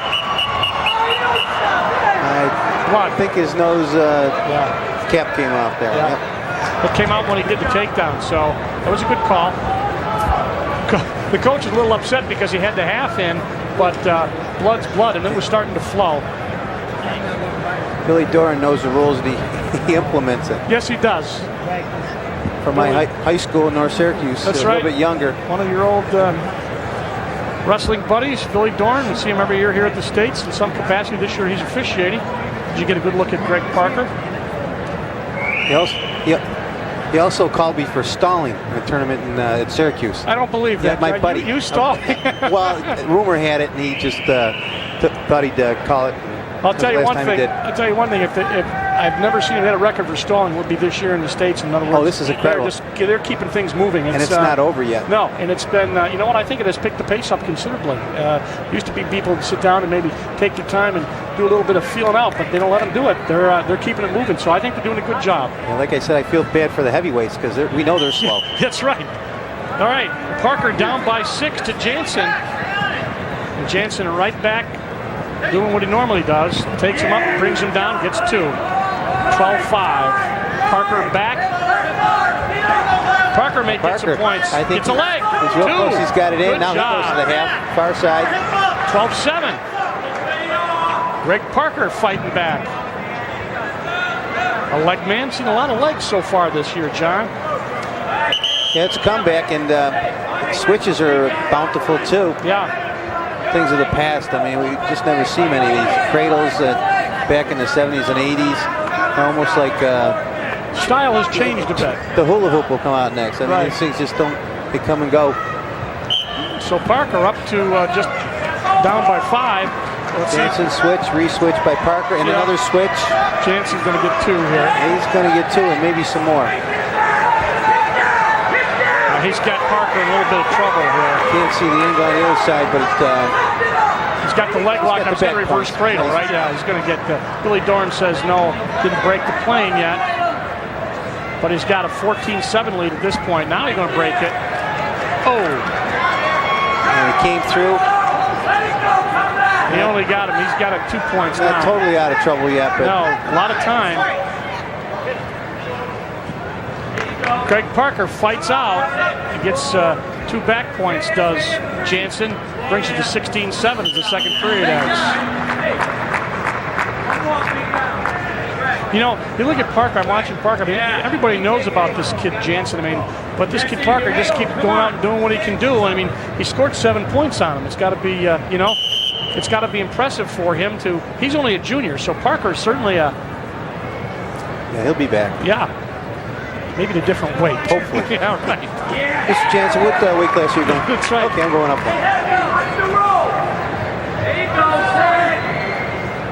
So Parker working, but he's down by 11. They're going to call a stalemate. They get set. Jesse Jansen, 134-3 with 39 pins or technicals. Impressive. Yeah, it's fun. We'll see him in the next couple of years, too. I don't know how much better he's going to get. Right, yeah. You would think so. Greg Parker trying to get away from Jesse Jansen. Down to 115. Parker trying just about everything he can do. But Jansen's very smooth. Going to get warned for stalling, however. He's not that smooth. No, see, Billy will seek you out, Bill Dorn. But he's not working for a pin, and that's bottom line on top. You can ride well, you can stop him from standing, but you still have to go for the pin. Well, you know what? He's going to alleviate that problem. He's going back on his feet, I think. Yep, sure. Push him up and help him up. Oh, shoot by Parker. Well, that doesn't help Parker because now he's still on bottom. Right. He didn't get his point. You got to wait till the official gives you the point. Remember the old, it used to be get out, shoot in right away, but you got to wait a second until they give you the point. Now they're both up now. Stalemate. No, they're down. That's right. Nothing happened. So it will be Parker maybe turn in and get the point. Would make it 18-8 if he gets. Nope, you're going to ride him. So Jansen decides to ride. Parker trying to figure out how to get away from him. Good tight waist. Just great body control. Yeah, real smooth. Very smooth. That's very impressed with the way Jansen moves. Only a sophomore out of Shoreham Wading High School. Shoreham, New York, Section 11, Long Island. Just a very smooth wrestler. He's just going to sit there, I think. Okay, so 1 point now. So 18-8. So he gave up a point. Jansen gave up a stalling point. I thought he'd let him up here too. Yeah. There's one, 18-9. Greg Parker out of Shenandoah doing the best he can. Oh, nice tries a 5-point move. He tried that, hit the home run. Yep. He had to do more than a 5-pointer, but he needed a pin. Right, yep. Did not give up. Great match. Yeah, Greg Parker did a nice job, but Jesse Jansen from Shoreham Wading High School, too much for him. 18-9 is the score. So Jesse Jansen, after taking third in 95 and 96, the championships comes back and wins as a sophomore at 135 pounds as Greg Parker, who's only a junior, may be back next year also, but it was a great bout. Jansen the winner. Moving up 5 pounds, Carlo Klaus out of Greece Olympia High School, 42-0 against Artie Weidler out of Patchogue Medford High School in Long Island, Section 11. There's Weidler, 34-0, 99-19. If he wins this one, could be his 100th. Carlo Klaus, we've seen him before, 97 state champ at 140, so he's back to defend. And he is tough, 115-18, undefeated this year. And this should be a good matchup with Carlo Klaus, returning champ, and Weidler. Weidler in deep on a single. Great balance. Out of bounds. Once again, the height advantage for Section 11s. Weidler's got a little bit of height on Carlo Klaus.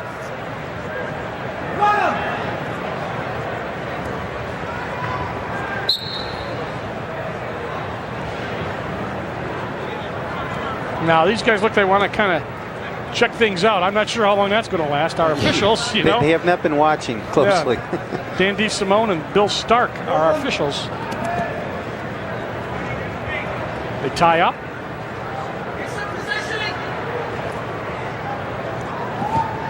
We're up at 140 pounds, and we have had some fantastic action. Each one going down almost to the buzzer. The last one, probably the only one that was pretty much not in contention as the match ended. So it has been, so far, a great stakes. As they're going to take a look at Carlo Klaus's head there, bridge of his nose. They go out and clean up a little bit of the debris. I think this might be a record too. I haven't seen or remembered too many of these timeouts for blood and injuries. Yeah. And we've only gone through 5 weight classes. They're working on him, and we will be back in just a second. But Weidler, as we said, 99-19. He can come up with this win. That'll put him in even 100. I can remember when 100 used to be like just fantastic. Now there's a lot. Now there's a lot of guys that have the 150 club. Some of these guys, they're still working on Carlo Klaus. Now you talk about records. He's got 100. He's got 168 matches under his belt. He's won 150. As you look at him now, that's Weidler. Weidler's got 118 matches under his belt.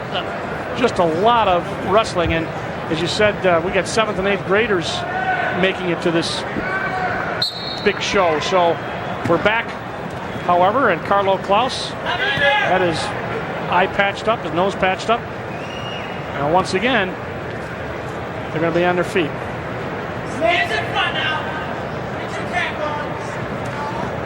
Oh, got the ankle. Weidler a little bit taller. Let's see if he can scoop it out. He's got the ankle of Carlo Klaus. He's getting his hips underneath nicely. Yeah. Try to sit back.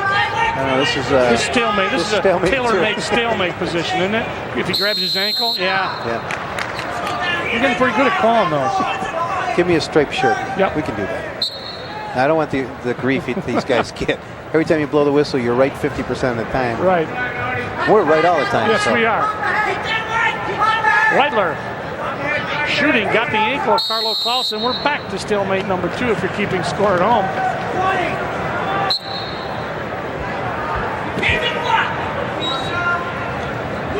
Again, this one, if these guys were a couple of referees back, I think they'd have We'll be sitting on the bench right now because they'd be disqualified. All right. No score. I think they take that into consideration too, Dale. The heavier weights aren't just going to be as quick. They just can't. No. Yeah, if they expect those 275-pound guys to be touching and going all the time, they've got to be crazy. Weidler, tall guy. Out of Patchogue Medford, as I said, Section 11. Undefeated this year.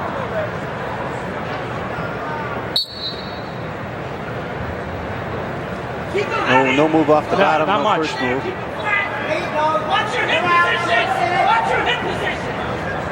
Carlo Klaus, we said, the returning state champ at this weight. Zip, zip. Nothing there. First period, kind of uneventful. Second period starts pretty much the same way. Klaus got out too far. Carlo Klaus got out. That's going to be 1. Yeah, too high on the head, no control of the leg.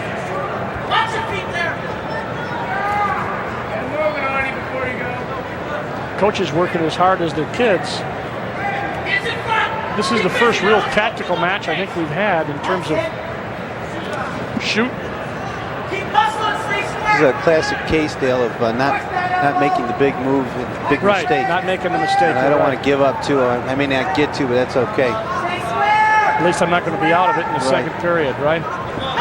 Well, Carlo Klaus looks like he's got something going. He brings him down. He gets trying to get the leg behind. Gets the 2. It was the slowest go behind I've seen. There was 3 times around.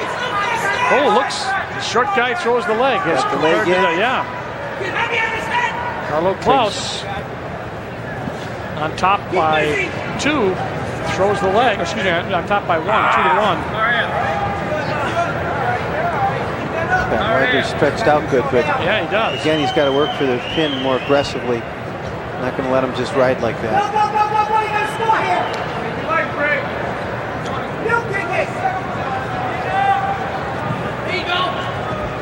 He's still got the leg trying to do a tilt.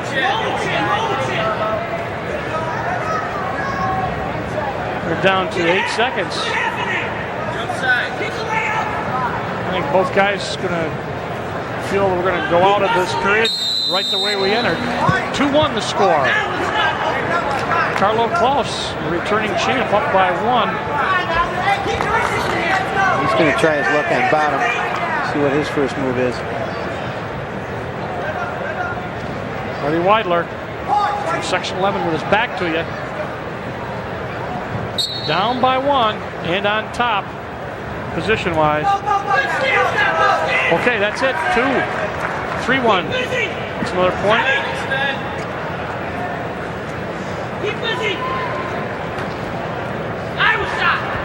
3-1. They go out of bounds. So it is Weidler down by 2.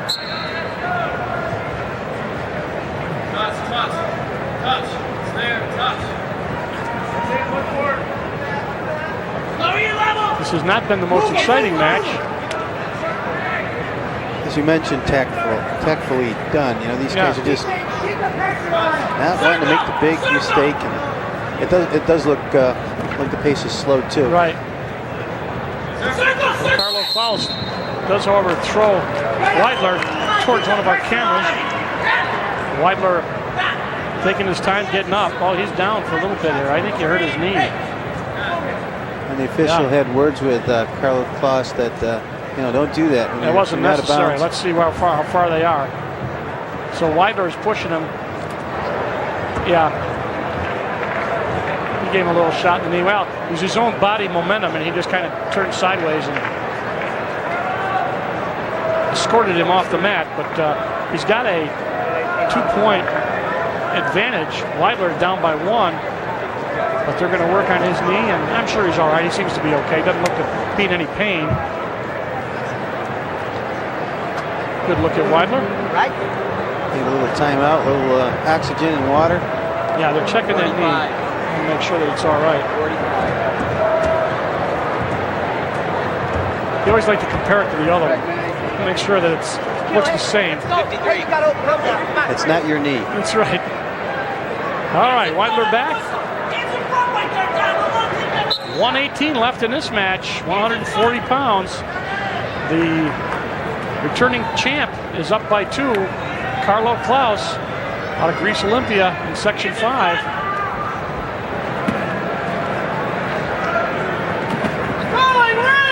Stalling red, so that's going to be a warning to Carlo Klaus. Perhaps a wake-up call that we're not going to let him continue to do what he's doing. It was interesting. Dan DeSimone said something to him. He just shook his head and said, "Yeah, you're right. I'll do what I got to do." And he is in deep on a barrel, but he comes up with a Syracuse move. He did pick up the pace quite a bit. Yeah. Just for 5 seconds. Well, he's got 41 seconds left. He's been warned. It usually keeps the official off your back for about 15. Right, yeah. And he's got to, even if he gives up 1 there, it's maybe 3-2, but he could lose on the takedown. So he's got to be careful. You can see the clock, 28 seconds. I think Weidler's got to shoot too. Weidler's got to take a chance here pretty soon. He's down by 2 points. Yeah, most definitely. He was going to throw a headlock there, but ran out of time and space. Weidler's down again.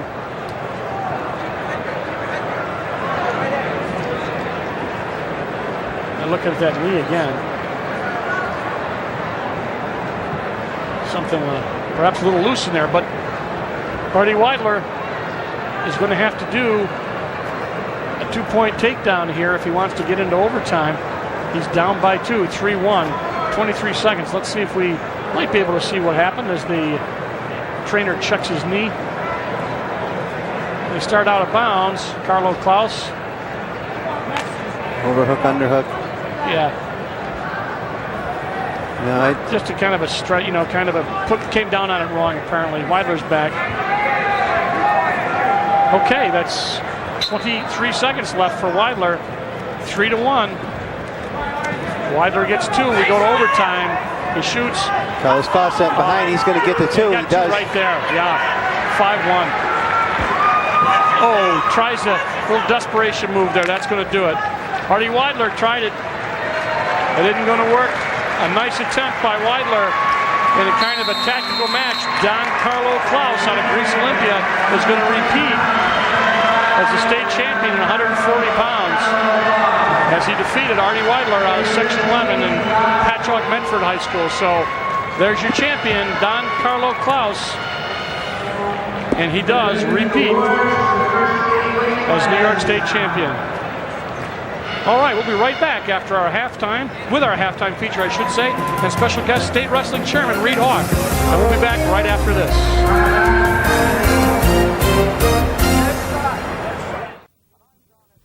Hi, I'm Jim Boeheim. I'm Marion Irvin. And I'm John Edwards. Cable 13 Coach Boeheim and Campfire Boys and Girls have come together this year to remind you about absolutely incredible Kids Day. Kids Day is an opportunity for every adult across the nation to help build the self-esteem of a child. On this day, we're asking you to write a letter of encouragement to a child you know. Kids need a kind word, and many of them keep their letters for years to come. Absolutely incredible Kids Day, a chance for you to make a difference. Jeff Reese began competitive wrestling at a very early age. He was always at the top, or near the top, of every competition he's been involved with. In 1995, Jeff realized the dream of many wrestlers when he captured the New York State Championship at 132 pounds. He parlayed his success into a full wrestling scholarship to the prestigious University of Michigan. Wrestling is a sport that is safely enjoyed by hundreds of thousands of athletes each year. However, this situation can be jeopardized by wrestlers subjecting themselves to extreme diets and grueling exercise routines in order to qualify for a specific weight class. As a 21-year-old junior of the Michigan wrestling team, Jeff found himself having to lose 17 pounds in just 4 days to qualify at 153. In theory, he'd have the bulk of a 170-pound man temporarily reduced to 153 pounds. Then, following weigh-in, he'd have 24 hours to eat and rebuild his strength for the upcoming match. After 3 hours of riding an exercise bike in an overheated room, clad in a plastic suit, Jeff collapsed and died. His kidneys failed and his heart stopped due to a combination of excessive exercise and dehydration. Jeff became the third college wrestler to die in just 33 days trying to cut weight during the fall of 1997. The New York State Public High School Athletic Association has long recognized the need for appropriate and healthful control of body weight for wrestlers. Their governing board assumed a proactive role in dealing with this issue and approved a wrestling weight certification program in April of 1996, which has been initiated during the 97-98 season. Basic ingredients of the program are the determination of the wrestler's dehydration state and body fat. Wrestlers have traditionally used dehydration to reduce body weight. Because it affects accurate determination of the minimal wrestling weight, assessment of dehydration will be made prior to the completion of the skin fold measurements.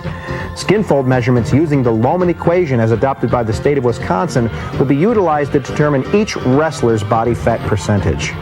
If the predicted weight of 7% body fat is exactly that of one of the weight classes, that shall become the wrestler's minimum weight class. If the predicted weight at 7% body fat falls between two weight classes, he must wrestle at the higher weight class. Nutrition education is a vital part of the program, and proper nutrition is a major component for wrestlers' weight control and success. As with any form of procedural change, some skepticism existed among coaches and athletes. Most, however, could relate to the importance and timeliness of this program. We've always had a weight certification program in New York State that's worked. I also think this new program is going to be much more beneficial to the athletes. I don't think they'll lose as much weight, and with this 7% body fat, I think it's a lot safer program that's going to work, and with all the help that we've had with New York State Public Athletic Association, it's a good program. One group which overwhelmingly applauded the initiative has been the Medical Society of the State of New York. The Committee on School Health and Sports Medicine for the Medical Society of the State of New York strongly supports the proactive stance of the New York State Public High School Athletic Association and their weight certification program. In addition to this, we feel very strongly that the nutrition education program is a significant aspect of that total program. In her letter to the coaches of New York State, Executive Director Dr. Sandra Scott relays this message. No athlete is invincible to the risks of shedding pounds swiftly and repeatedly. This message must get out to our scholastic wrestlers. They must be convinced good nutrition practices lead to success. Only then will they head in the right direction. There is still much to do. I'm with Reed Hawk, and Reed, a couple of questions after seeing that tape. How did the NYSPHSAA get enough people? How do they to certify all these kids with that skin fold, the caliper measurements? Well, they had a campaign, of course, and advertised that we needed people. And applications came from across the state, and in many facets, in terms of sports, physical educators and trainers. And they had workshops through the May and June and July, and they certified. They spent a whole day going over the whole program of what we attempted to do, and then they were tested. And if they passed the test, then they left with a certification to perform what we wanted them to do. Well, that kind of leads me to the next question. What did they do to educate the schools and the coaches and the athletes as to this whole process? Well, out of the Albany office, after the print was ready to put into a manual, each school was provided with a manual, not only on the weight certification process, but also a nutrition program. And that's where it started. And as the manual was read by the coaches and ADs, it became obvious what we were attempting to do. You mentioned the nutrition program. Obviously, they talk about the importance of proper nutrition. What have they done specifically to educate athletes about nutrition? Well, they've had some workshops on that, basically with the coaches, and they're going to do more of this. This is the next phase that we're going to get into. There are already nutrition workbooks in the school's possessions, and they're just going to really emphasize more and more what this nutrition program will do to help our whole wrestling weight certification program. Obviously trying to eradicate that whole too much weight loss and stuff, right? Now we've indicated, Dr. Scott's indicated that this is preliminary. What's the next step? What are they going to do in the future? Well, the first year we had some problems of administrating and a lot of misunderstanding about what was expected of the urine test and the body fold measurements. And there were some ideas that were fomented by some of the coaches to shortcut the process, but it didn't work. There were some administrative problems, but we've worked those out and we've met, and there'll be some changes. And this is the first word that's out officially that New York State next year will eliminate growth allowance. It's been a problem for us in terms of the way it's been used, so I will be notifying all my section people after this tournament about the ramifications of what happened at this meeting on February 11th. Well, that's great. Reform has been past due.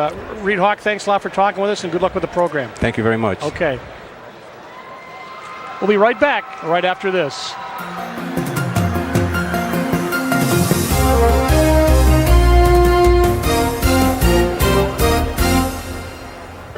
Hey, I'm Willard Scott. Today, people live a lot longer. As they grow older, they want the sense of security that comes with knowing all their health care needs are going to be met. And that's why continuing care retirement communities are becoming so popular. Residents usually enter as healthy, independent seniors and move through a continuum of care as their needs increase. But now make sure the community that you choose provides quality care and is financially sound. And be sure it meets the standards of excellence of the Continuing Care Accreditation Commission. And we're back at the War Memorial, Onondaga County War Memorial in Syracuse, New York, as we move on to 145 pounds.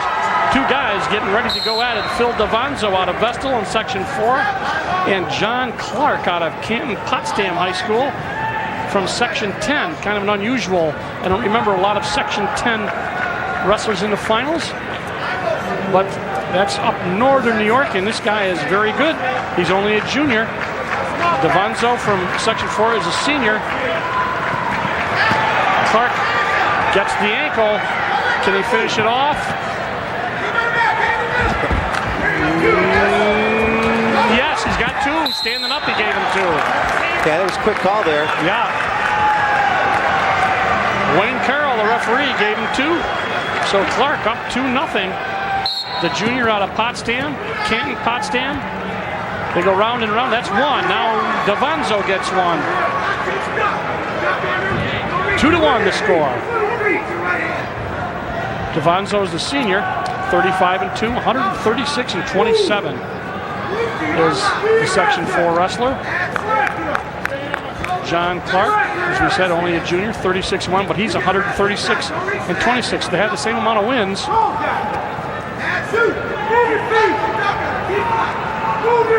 Both have that 1950s haircut, nice crop to the head. Very close to another takedown for Clark. Devanzo trying to get the hands off. Nice takedown by Clark. 2 more, 4-1. Excuse me, 3-2. There we go, 3-2, I'll get it straight. So Clark comes back from section 10 to get the takedown, and now they're going to potentially dangerous call by Wayne Carroll. There's a look at Devanzo. Oh, that's Clark right there. That's Clark. Yeah, they switched cameras on me. The man going down, Phil Devanzo of Vestal High School, section 4. Up. Quick one, but now in for 2. 3-3 is the score. Devanzo with his head down.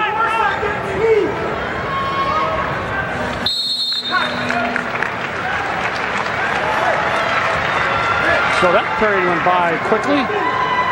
Second period starts, tied up 3-3. So they go to neutral position.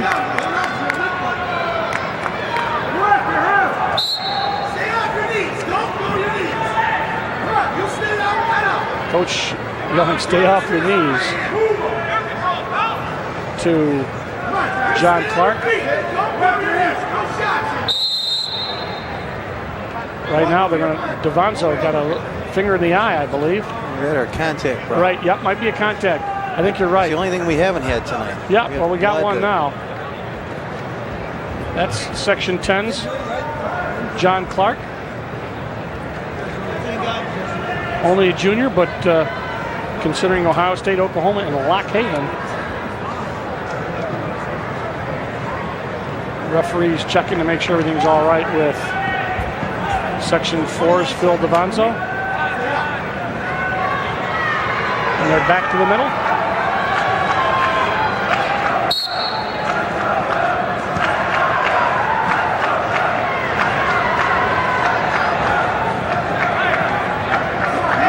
A little bit of feeling out, but these guys have been going at it. Oh, nice move and then countered by Clark. Yep. Devanzo looked like he was in trouble, and then he got Clark in trouble, and neither one of them gets anything. They go out of bounds. Back to the center. Devanzo in the orange, while Clark in the black and gold.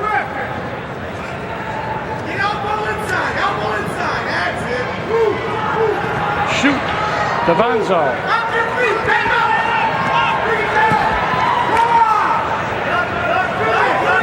Both guys have been shooting. He's got both feet in. Look at the coaches. The coach is right involved in this. Didn't give him anything. That was a great shot. You see the coach. We'll see it on the replay. See how close he was to this takedown. Shoots. He's got his legs up. Oh. Looks like control, but the official's right there. We're back. It is 3-3, Devanzo and Clark. Clark from 10, Devanzo from 4. Clark goes downstairs and back up.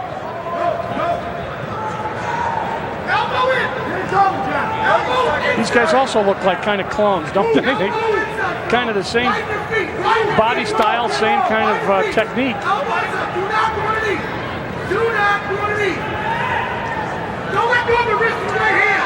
Spent most of this match on their feet. 15 seconds left, second period. Counter by Devanzo. Oh, he's got the knee. Tough to be right at the end. Let's see. Clark. He got 2 points. Clark gets 2 and they go out of bounds just as the clock. Never watch the clock. You know, some kids let up with 3, 4, 5 seconds to go and throw them to get a takedown. And right here, let's watch the replay, John. Clark's.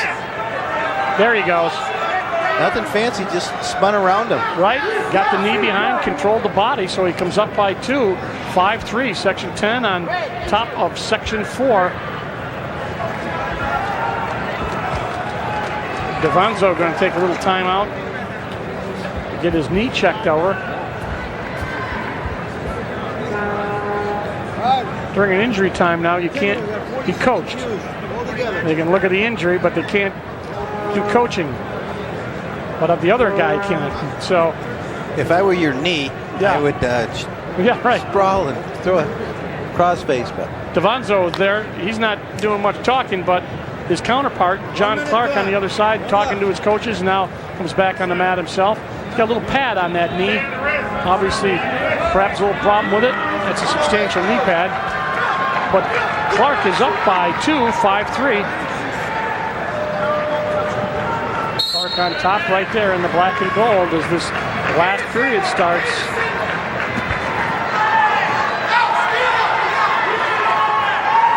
Devanzo tried to step behind. Now Clark he's running really that running a half, isn't he? Coming right up front, whips him over. He still can't get it. Tries it one more time. Pulls him back in. Oh, that was a great show. This is just a great power half. Really riding that, but he's losing the hand control.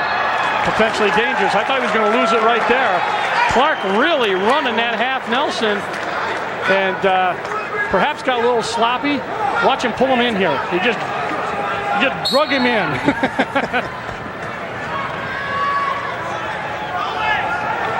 So Clark on top and being very aggressive at this point. Devanzo on the bottom trying to stand up. He scoops through and takes his base out. But Devanzo's up, turns in, gets one. 5-4. This is going down to the wire, John, I think. 145-pound match, great matchup. Clark and Devanzo. Oh, Clark down, comes back up. Both guys look a little tired.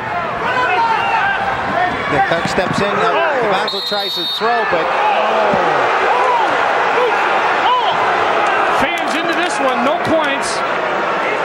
Clark just kind of goes back to the middle. That's why you don't want your children to grow up to be officials. Yeah. There's the throw, but good call, out of bounds. Both guys step. Yeah. Camera does not lie. Well, they're tying a shoe now. John Clark trying a shoe. And they're going back at it. Nice step in. There goes the throw again. Is he going to get the two? No, out of bounds once again. Yep. Sloppy by Clark. He knew it. He got away with a bad move.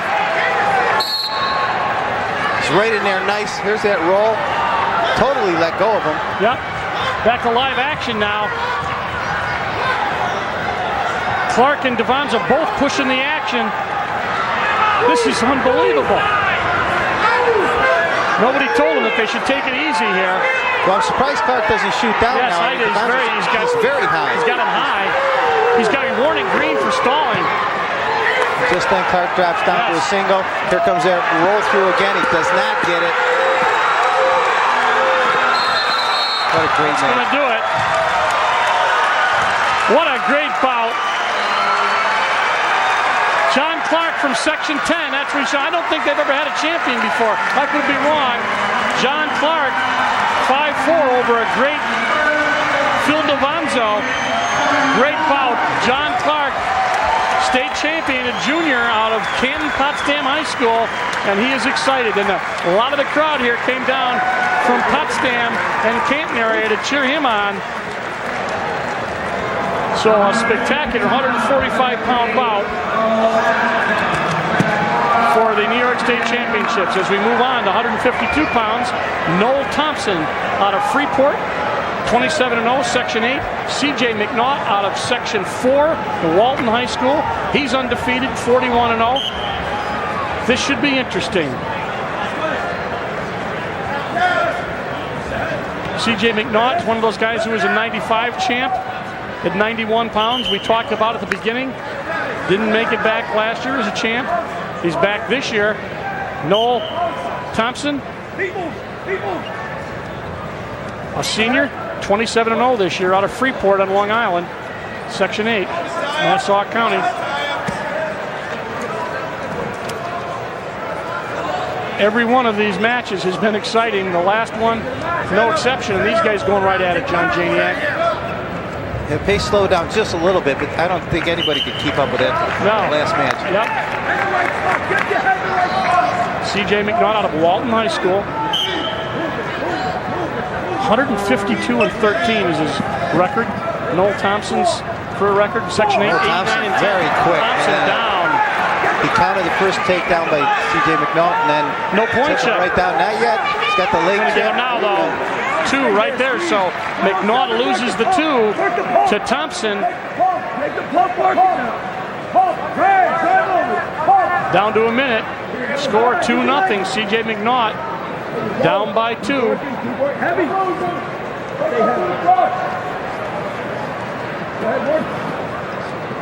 Noel Thompson in the green, working on a 2-0 lead. Got the ankle. There you go. Work your body in between it. Work your body down. Your chest down. First period down to 30 seconds. 30 seconds. Thompson takes his time, trying to set up. I don't know what he's trying to set up here. That's a. I don't think there's a name for that ride. Yeah, it definitely didn't look like he was working on a pin. So, but no call. As we said, this 1998 states they are not letting you take too much time to decide what to do, either from the takedown position or if you're on top. You got to work for that pin. Our official, just going to say Mark Jones, our official. John, go ahead. Just on top, he chopped the arm and he's just controlled. He doesn't seem to be working for the pin. He only has 10 this year. Reach behind McNaught as the period ends. He's down by 2. Comes up red. McNaught defers, gives it over to Thompson.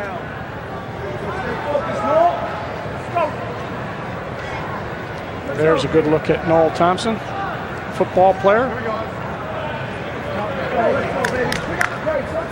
from Freeport High School. There's a nice camera shot. As you look down on the center mat here at the Onondaga County War Memorial. I believe this is the Fulton High School mat. Yeah. McNaught gives up 1 and kind of comes up gimping. 3-0. C.J. McNaught looked like his knee kind of caught, and he winced. He's going to be on his legs or on his feet here for a while. As Thompson again in deep. Thompson very quick, close to 2 points. There it is. He gets it 2. Not with a standing switch. Going to give him the 1 point right on the line. Okay. Yep. 5-1. Right in front of us. He was able to get an escape, so they're back on their feet. Hands in front. Hands in front. Hands in front. Hands in front. Move it. Let's go. Work the head. Noel Thompson very determined here to not let C.J. McNaught back in this match. And C.J. just got hit with a stall. Yep. A warning for stalling. So McNaught has been warned. The senior from Section 4. Shoots in a double. Better suck him up here. Nope, can't get it. Couldn't finish it off. Thompson able to get out of that one.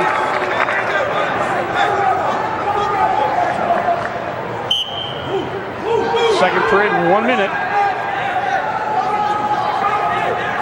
Ooh, nice move. Didn't finish it. There he did. Now he got the 2. Noel Thompson 2 more as he is beginning to increase his lead here in the second period over McNaught. He's up by 6 at this point, 7-1.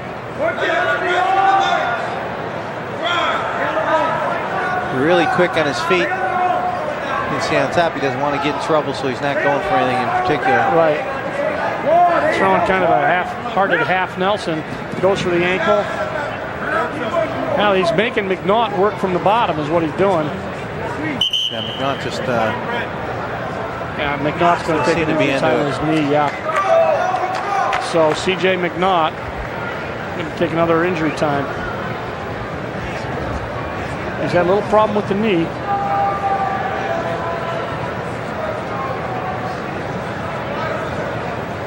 But Noel Thompson has been, you see right there is Noel Thompson, the Section 8 Freeport wrestler.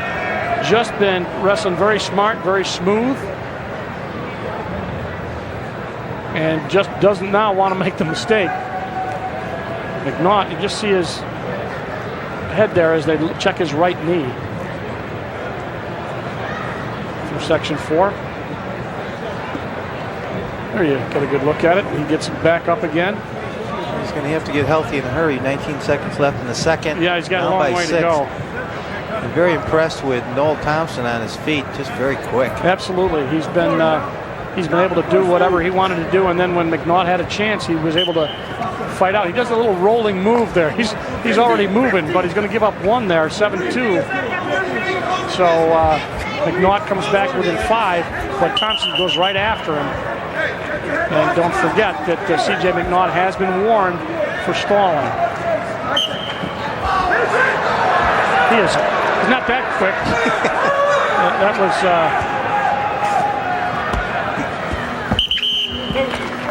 was a nice single-leg attempt with 9 seconds. Almost got it. Yeah, it was a little early.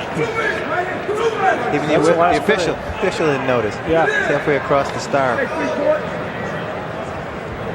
So third period, set it up for you. Thompson's ahead by 5, 7-2. C.J. McNaught is in a good position on the bottom. You got to do something though. That's it. Get him. Just not as strong as Noel Thompson, and he is just able to hold him down. But he's going to have to move with a lot of time left. Now they've warned McNaught. I don't know what Thompson's doing on the top. And McNaught on the bottom is just not getting anything done. No. He got that one escape because Noel jumps to one side and took his weight off him, but very slow. Go out of bounds.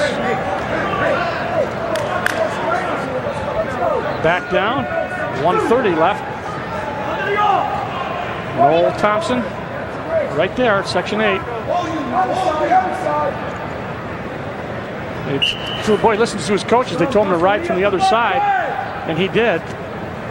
And picked up a weakness that C.J. McNaught can't get up from that side, and they're right. Yeah. And the official's also right because Noel Thompson is not working for a pin. Yeah, they hit him now, so each guy's been hit with a warning, and you got 1:21 left, guys. You better. Well, Thompson's actually obviously got an advantage. He's got a 5-point lead, but he's going to have to do something. Probably give up a point on stalling, and then the next time let him up. Right. By then you'll be under a minute. A lot of strategy involved in this. Sometimes, some of them have not been, but this particular match looks like Noel Thompson's trying to wait to the very last minute here before they nail him again for stalling. McNaught tries to go out, but they're going to. He's close there. He's close there. It's going to happen real soon. He pushed him out of bounds, and it looked like perhaps Mark Jones might hit him. Does not. McNaught up. Gets one. 7-3. He's a 5-point move away from winning the whole thing, but he's only got 40 seconds. He's not had a lot of success, McNaught, on his feet.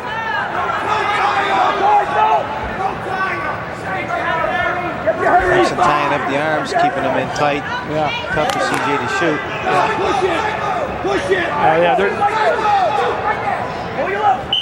Thompson's going to take his time now. 23. He's not going to get in trouble. Nope. You're right. And it would be foolish to shoot and get yourself in trouble. It's like C.J. McNaught trying to tie up the head, maybe a headlock. Nice shot there. Thompson shot. All you got to do now is just hold that. Sure. That's going to do it.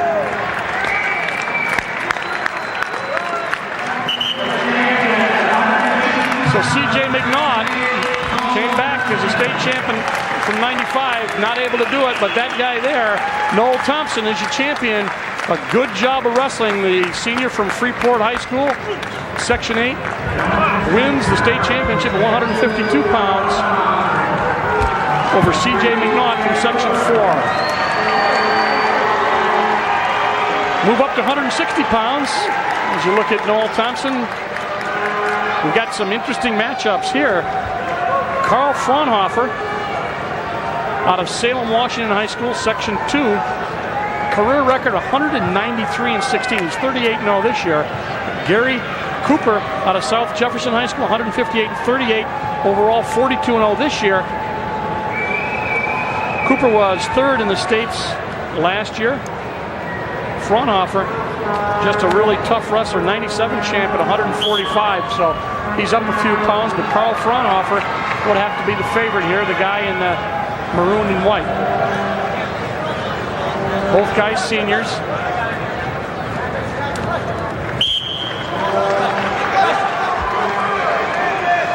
Fraunhofer, as we said, a returning champ. A 3 gold medal winner in the Empire State Games. So he has spent some time on the mats. Cooper out of a real good wrestling school, South Jefferson High School in Section 3. Yeah, they've had a great year. Yeah, they sure have. They've done a super job.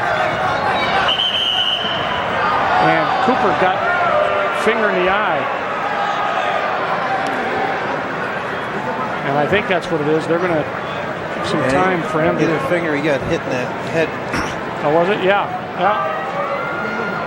Looks like he's squinting. Let's see what happens. I think you're right, Dale, with his right hand. Yep. And it was a late call by the official, and the coaches are arguing, but it was the right call. The official didn't see him grimacing early enough, but we did. So Cooper gets a little reprieve, and he goes back at Carl Fraunhofer.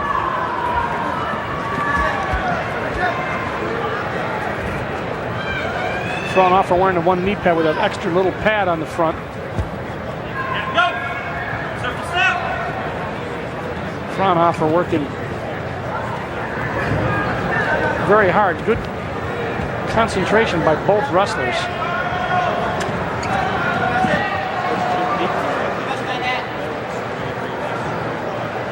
Officials making sure that they don't push out into the administration area. There they go. Brings him back. Our official is John Shea. For the main man, Dave Warren, is your assistant. Warning for Cooper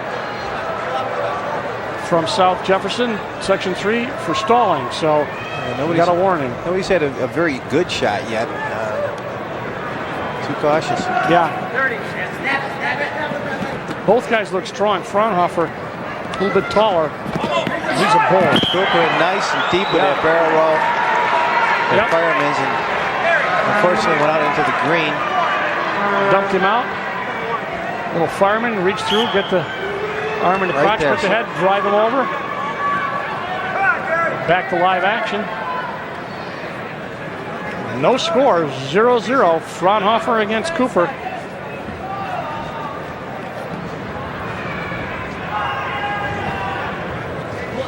Almost over first period.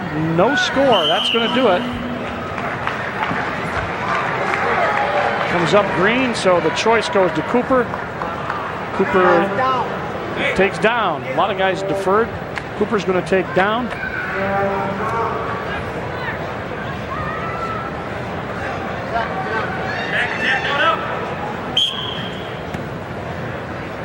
Fraunhofer throws a leg, gets high, loses one. Right there. Cooper up 1-0. First point scored. Fraunhofer a little sloppy on the leg, John. Yeah, but he's in deep now. Not too sloppy on the takedown. Yeah, I didn't see what happened. He had the leg in, but no control. He just got up and he turned into him, and that's exactly, he lost it. But a little more cautious now putting the leg in. So 2-1 now. Fraunhofer on top as he stretches out Cooper. Working the half. Stalemate right away. Back to the center, to the star.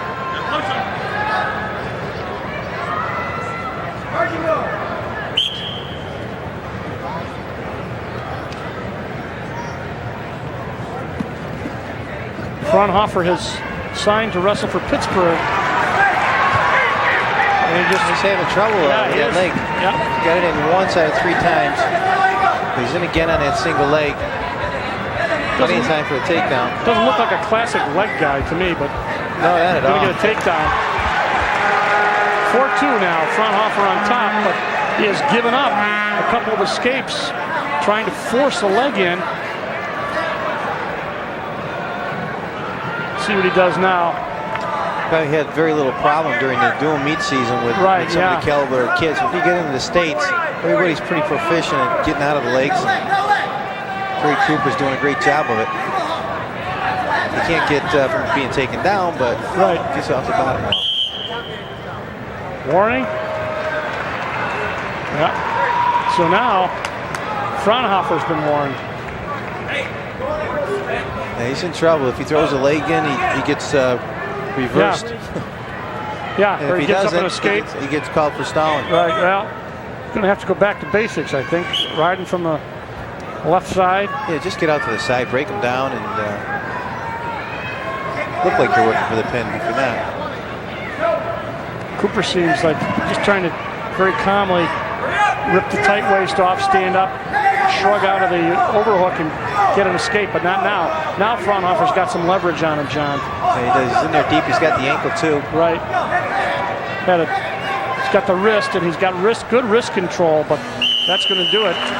So it's actually 4-2, very close. Anybody's match.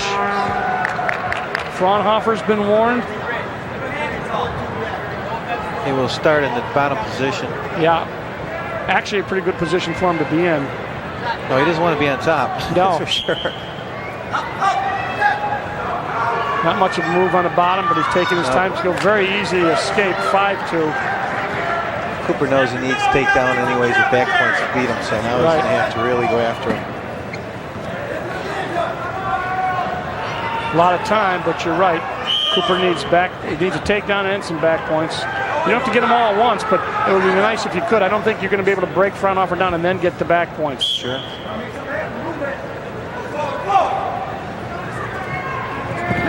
Oh, nice move. That was pretty. Nice move. Fraunhofer just little head bob inside and came up around for the takedown. 7-2. He's going to let Cooper go. 7-3.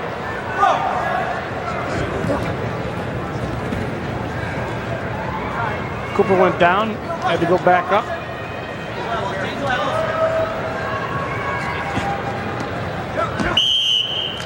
Fraunhofer's pretty strong there. He gave him a bit of a push. Cooper is a senior.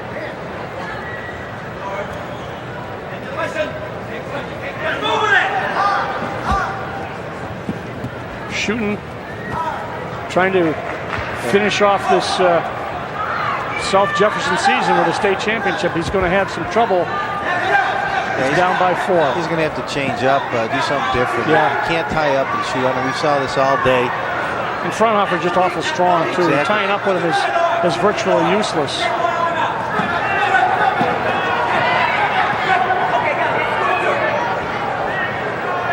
.30 seconds, stalemate.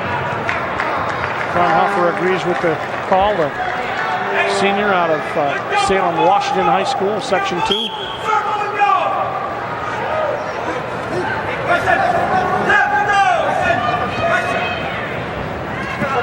Shoot, Cooper.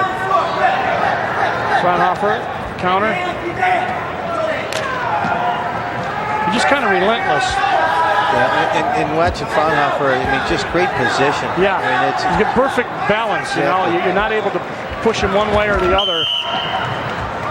They go out of bounds. 2 seconds left. So Cooper gave it a good shot, but Carl Fraunhofer is going to repeat at 160 after he won last year at 145. Salutes the crowd. Carl Fraunhofer out of Section 2 will remain undefeated and defeats Gary Cooper for the state championship, 160 pounds. Carl Fraunhofer.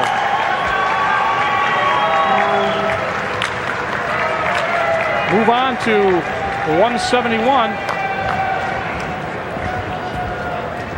Perry, Dan Perry out of New Hartford High School from Section 3, and Joe Downey from Norwich High School out of Section 4.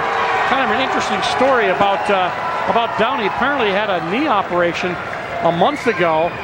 The right knee pretty well bandaged, and came back to the States. Hadn't wrestled in a month, and had qualified, gotten himself in shape, and is here to wrestle Perry. Now, Perry is a returning champ, was last year at 171, so he is the returning state champ at this weight.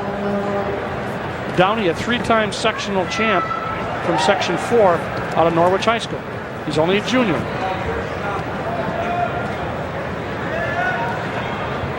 But a month after a knee operation, John, they said he rehabbed himself like crazy to get here.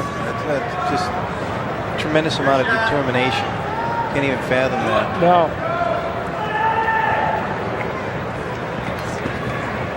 Perry out of New Hartford High School, 38-0 this year, 121-15. Oh, gets in a little bit of trouble.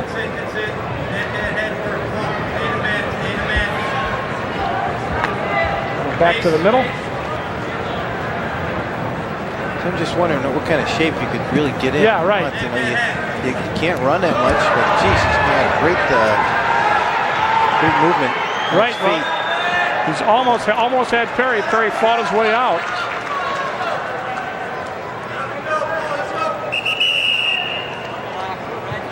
Injury time. I didn't even see that. I think it was blood. Was it? Okay. And if it is blood, our friend Billy Dorn tells us you can coach during a blood timeout now. Let's take a look and see what happened. There's Perry on the left, shoots. Looked like he kind of hit him with his head. Headbutt. Yep. There's the nice the duck. one. The duck under is very, very quick, but he just doesn't have control. Almost had him, and then Perry fought his way out. And Perry is tough. He's strong. Yeah. We're talking about those dings and stuff. He's got a nose and 2 black eyes all swollen up. And a knee. And of course, Downey's got a knee, so they both look like they've been banged up a bit. 30 seconds. Your offense. Come on, let's go, Danny. Take down here. First period, no score. Our officials, Greg Stoes and Russ Trinalone for this match. But I think you're right. You know, they're giving him a little bit of a break as compared to the 96-pound guys as far as the stalling call. Long shot by Perry. And Downey counters. Zip, zip, into the first period.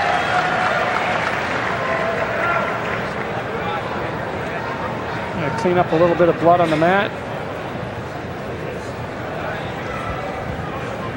As you look at Joe Downey, Norwich High School, 35-0. Only a junior. Told you about his knee injury. There's the reigning state champ. Oh, they had him list some other things that he does, and he just put down full-time wrestling. Pretty much that's all I do. Now, for the most part, some of these kids that are this good, they do. They wrestle all year round. Right, which is hence the reason they have 160 matches, you know, by the time they're a junior. Wrestling tournaments. And well, let's see what Perry can do with Downey. Downey's right knee. I will say this, Downey gets up pretty quickly for a guy with a bad wheel. I think that leg is bionic. Yeah.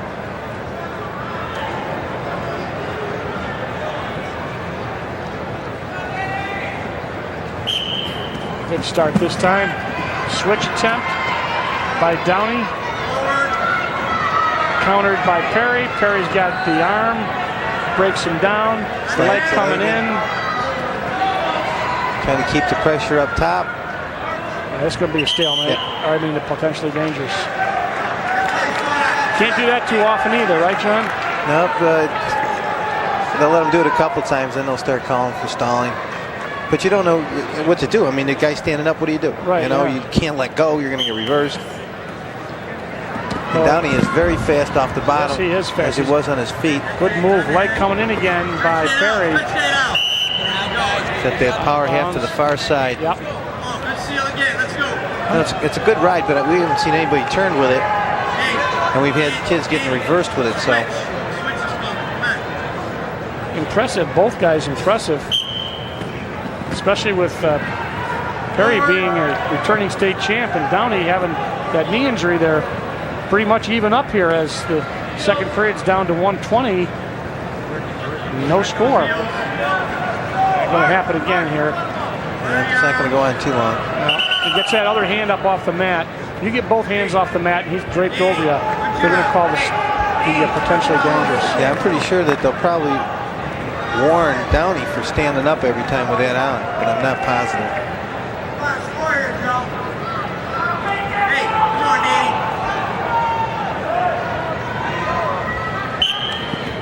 Okay, something different. He tried scooting out. Perry just too fast, grabbed the leg. Taking his time now. Wants to get this takedown. Wants to scoop that other leg.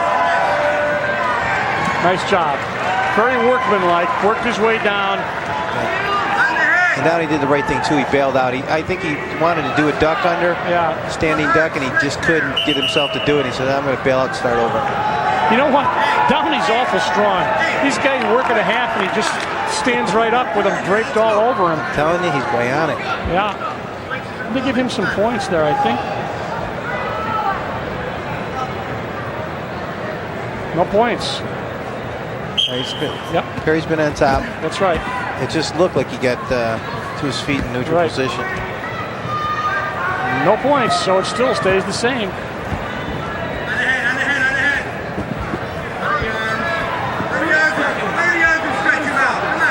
Still trying to get the first points there. Nope.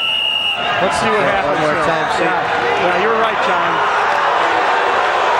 Yeah, I don't know if the official warned him earlier, but he should have said, "Look, if you keep doing this, I'm going to call you," because there's not many things he can do in that position. Stand up is one of them. Lay down and get called for stalling's another. Right.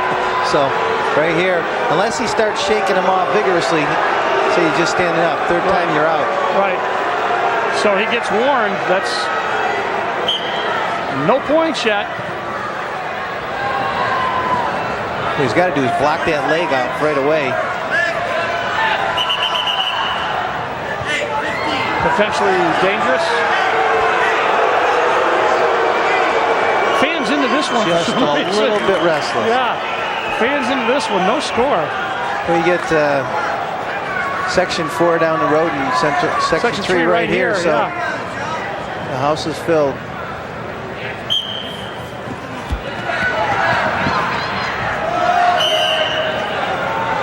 Seconds. Perry taking him out. Both of these, this is a good match. These guys are well suited for each other. Perry's been able to hang on top no matter what Downey does off the bottom. If he scoots forward, stands up, goes to the side, he's countered everything perfectly. And he has done something different every time. Oh, he didn't want to do that. Nope. He had him thinking. Downey almost turned the wrong way. But he's not going to give up anything. He's going to go into the third period with no points.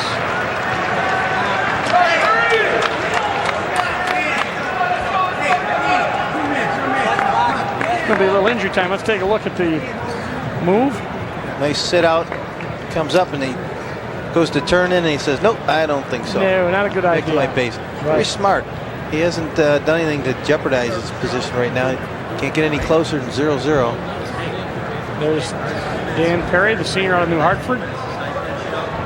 He seems pretty calm, but he has been really stretched to the limit by this guy, Joe Downey, young man, the junior out of Norwich High School, with the knee operation. And that's a pretty good looking brace he's got there, John. Yeah, I'm glad you explained that, because when he walked out on the mat, the size of that knee pad, I couldn't understand. Right. Great crowd here, as usual, at the War Memorial, and it's a great camera angle. You get to see the wrestlers and the crowd. Let's see, 1 point. There's the first point scored. So Perry up with the first point. Now they got to go back to takedowns again. Perry in tight, goes up to the waist. That's it, 2. So Perry gets 2. Made that look fairly easy. Maybe he was pacing himself. He's working a half. And he knows if he throws the leg again, that Downey can't get up. Well, I don't think they call him for stalling again. Yeah. They give him a couple more times because, like I said, there's not much things he can do from there. Oh. That was not good. Well, really stretching him, really stretching him. Yeah, he should have went to his base. From this position, I don't think he can turn him. They'll call potentially dangerous. He's going to have to get out from the side. Yep, there we go. So Downey down by 3.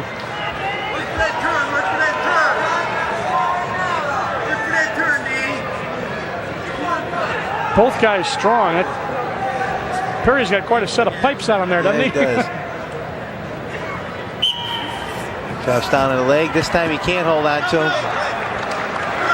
Lets him get back up. Downey should get 2 points for that. He's tried to get out about 7 times. Well, it could be overtime if Downey can take him down. It's 3-1, and Perry's down on his knees. Well, he's quick with this. He had a couple good ducks earlier in the first period. Came up with nothing, but... He's going to try to muscle him. Perry was a little bit of a problem. Shoot by Downey.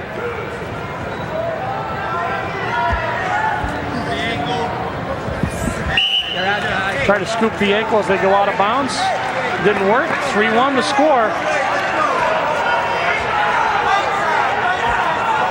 I think both guys are feeling the effect here. They're both getting a little bit tired. The thing you don't want to do, either guy, is get sloppy. You can get tired, but don't get sloppy. Right there, Perry shot from way out. There's no way he was going to take him down. Right.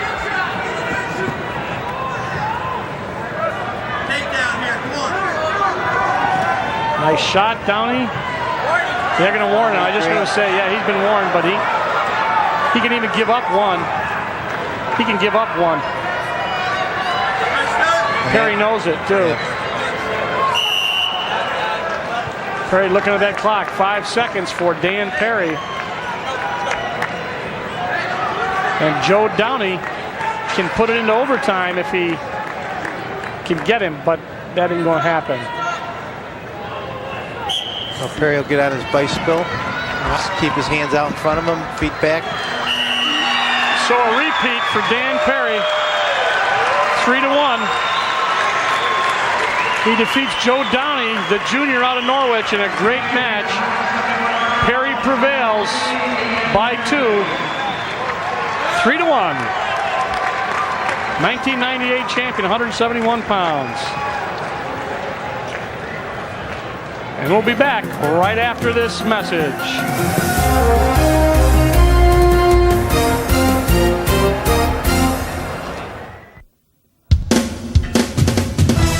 Fans, wrestling at Syracuse University has been placed on the endangered species list. The SU administration has given their alumni and friends of wrestling until June, the year 2000, to raise $2 million. All contributions made to the Keep Syracuse Wrestling, Inc. are tax deductible and will go to endow wrestling at SU. If our goal is not achieved, Keep Syracuse Wrestling Incorporated will distribute funds to various amateur wrestling organizations. We need your help now. Please send your check or money order to Keep Syracuse Wrestling Incorporated, Syracuse University Wrestling, Archbold Gym, Syracuse, New York 13244, or contact Brian Smith for more information.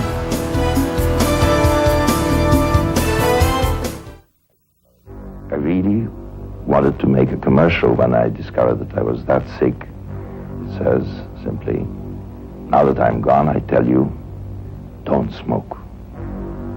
Whatever you do, just don't smoke. That was my father shortly before his death from lung cancer. A few months later, my mother died, a lifelong smoker who suffered from emphysema. 5 years later, my parents are still dead. Are you still smoking? Hurricanes, earthquakes. The Red Cross is there. But what are they doing in your neighborhood? Hi, John. So what do you have planned for today? We're going to show you what the Red Cross does every day in the community. We're teaching families life-saving skills like CPR. We're even training people to help in a disaster. Hey, it's hard work keeping everybody safe. The Red Cross is in your community every day, but we're not a government agency. We rely on you. Call the Red Cross because your help can't wait. And we're back at the War Memorial as we moved up to 189 pounds. Chad Scott out of Walton High School from Section 4 against David Rahul from Huntington High School in Section 11. Chad Scott, a teammate of C.J. McNaught. So you got two guys in the same team in the finals. That's kind of impressive. McNaught didn't win. Let's see if Scott can. I don't know their dual meet record, but I'm sure it was pretty good. Yeah, Two you'd have to studs say like that. Yeah. Chad Scott, only a junior. Going to go out in front of us. Raul, a senior. Been accepted at Ithaca and Cornell, looking to Harvard. Smart kid.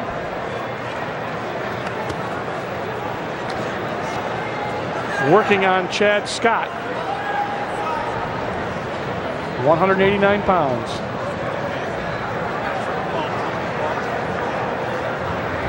See his coach Lou Gianni, senior, still around. He was coaching back when I was at the States. Yeah. 25 years ago. Good guy. They go out of bounds right in front of us. Scott from Walton, a linebacker in football, and Raul also a football player, second team All-State. So you got a couple of good athletes here. The big guys, 189 pounders. Shoot, Raul. Counter, Scott. Ooh, did he get it? Just got, trying to get that leg back in time.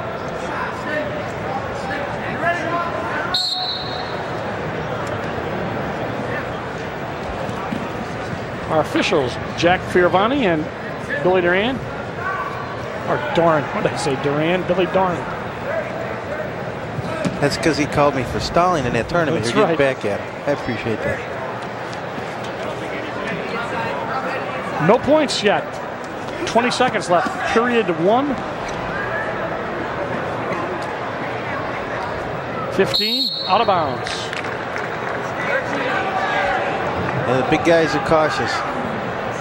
Not shooting in too deep. Start out the same way all the time. A little hand control, pit, Right. pat. Raul, he's a shot in. Tall guy. He did down low. So the problem is being that tall, they don't get their hips underneath it with a good base to take somebody down. Right. Usually stretched out and it ends up in a stalemate. Well, we'll see what happens. Second period, Raul is down. No score. Scott, I'm going to ride him.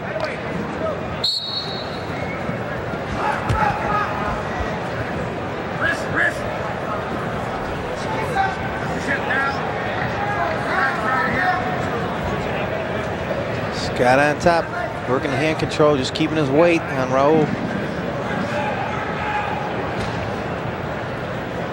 Raul, as we said, Huntington High School, they had a lot of people here wrestling over the years. Right now, Raul almost out. Yeah, Huntington had some great teams in the past. Yeah. No, they go out of bounds, so no score yet. 0-0. Suffolk County, Section 11, out on the eastern part of Long Island. Section 8, Nassau County, in closer to New York City. Oh, let's see if we get any points. 2, there you go. Raul scores the first 2 points. He's got almost out. He's got to get his hips straight out and turn in. Can't do it. Yeah. Out of bounds, gets the 1. Yeah, just got it. No, they didn't. Said that Green was on top. Yeah. Had he turned sooner, he might have gotten him. He didn't, so they're out of bounds, and Raul tries to throw the leg, misses, and Scott gets out. He gets his first point.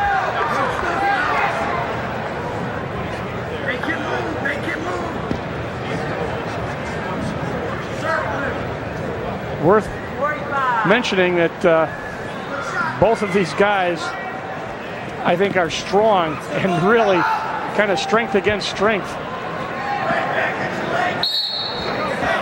And you can see right there how strong they were, but Scott got his leg out. These guys got to do something a little different, get out to the side or maybe a duck. Because they get caught in the underneath and nothing happens.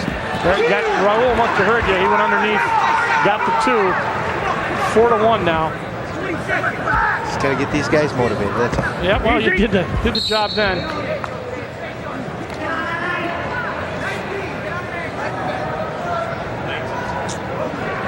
Second period winding down. You can see on the insert there, the clock, 19 seconds.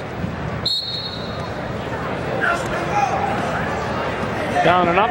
Raul might lose something, yeah. Getting reversed. He's still got the leg. Scott, I think he's going to stay in control as the time expires. Boy, that was close. Scott got all the way out and around, faced him, couldn't get his leg out. But Scott is down by 3 as we start the third period. Jack Fioravani not fooling around, gets him going.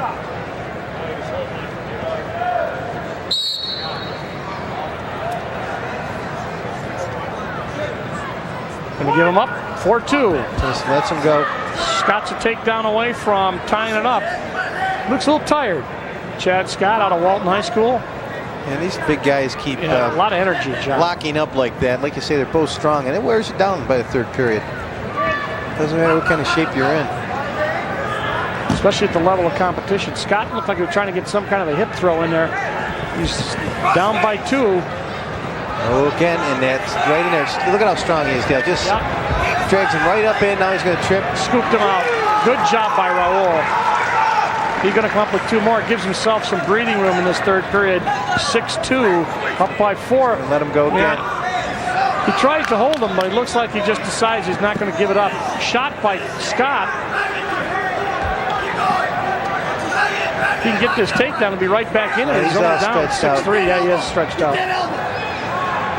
And Raul's near the out of bounds, so I don't think he's going to get a takedown. Comes back around. Beautiful. He did not give up, and he might get the 2 points himself. Nope, out of bounds. Good call by the official. Oh, 1 point, going out of bounds. Yep. He avoided 2 and gave away 1. 7-3. 7-3. So Raul's up by 4.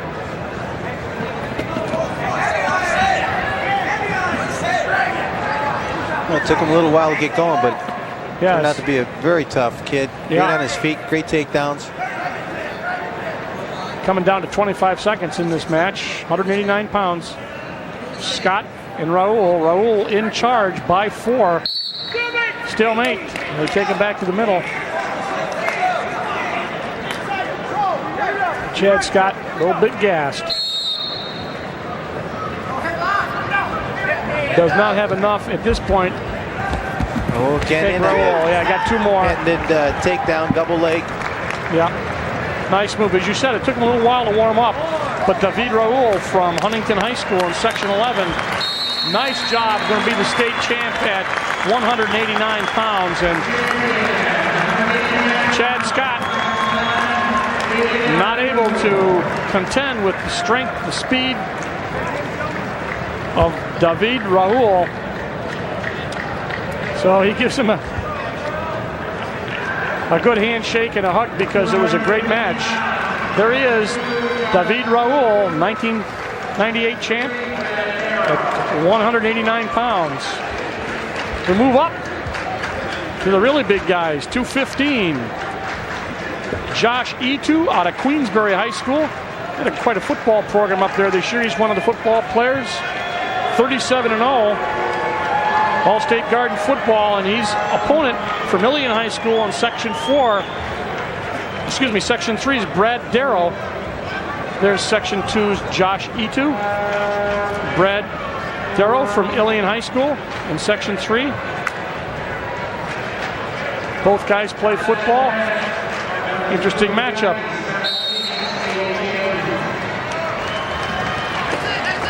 Darrow shoots first.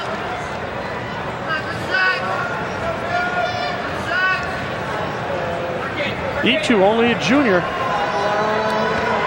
Haven't seen Etu wrestle at all, but says that he's in the Greco-Roman, and we haven't had any big-time throws inbounds today. We had a couple attempts out of bounds, but Brad Darrow had a takedown attempt almost, but Etu hitting a headlock, which would be a Greco move, and he's got him in there tight with a long time to go, and it's going to be maybe our first pin. Minute 16. Darrow fighting it off, but You're right. Josh Etu's really got this tightened up. Well, if he doesn't get pinned, he's not going to have much left in the second period. That's it. It's all over. 58 seconds. Josh Etu out of Section 2 pins Brad Darrow out of Ilion High School in Section 3 for the 1998 championship at 215 pounds. And this is Etu's second pin, so he has been very impressive out of Queensbury High School in Section 2. He gets a big hug, the only pin of the night. We got one match left, but let's take a look at the throw, John. You got Darrow in there, real there, in tight, but he gave up. And as he came down, Etu just slapped the headlock on it. It was all over. Just took about 30 seconds to secure it, lock it up, and pin him. All right, we've got Bob Hafler out of Niskayuna High School, also from Section 2, similar uniform, obviously. And Dan Vickerell out of Section 8, Bethpage High School. He's a junior. This is 275 pounds. Hafler out of Niskayuna, undefeated, 34-0. Second in the Empire State Games last year. Vickerell, 3 times All-County. He's only a junior. Both guys juniors.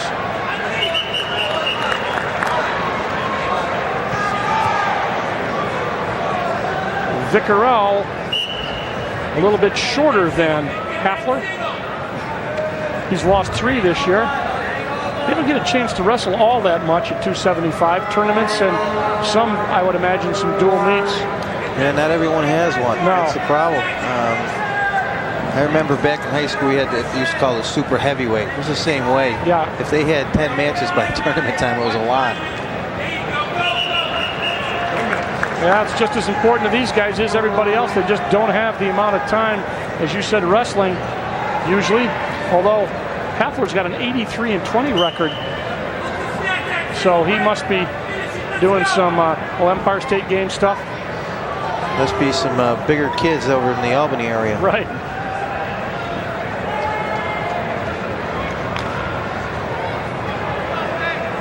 Vickerell, 23-3 this year. And both guys are warned for stalling by Gene Tracy. Not for long.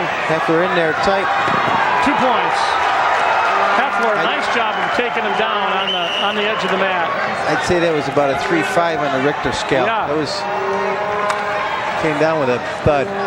But you know, those guys don't look 275. You know, you see, remember those guys from before, you would see guys who were even at 250 or 215, but these guys obviously not 275, but they're up there, but they move well. Hafler did a great job of elevating Vickerell and taking him out.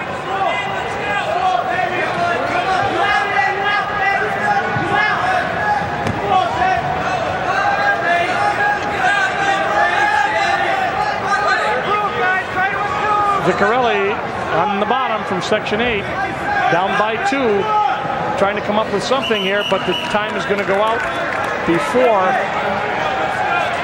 he can do anything. So Hafler on top of Vickerelli by 2. And Vickerelli takes down.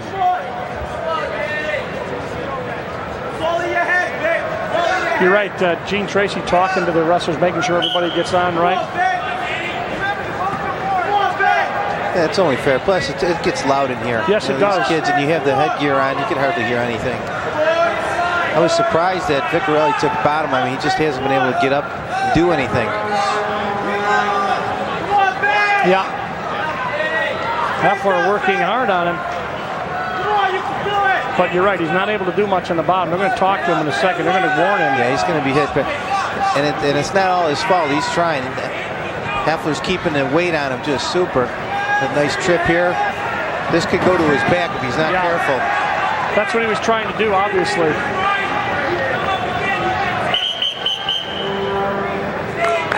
Stalling. So Vickerelli is going to get one.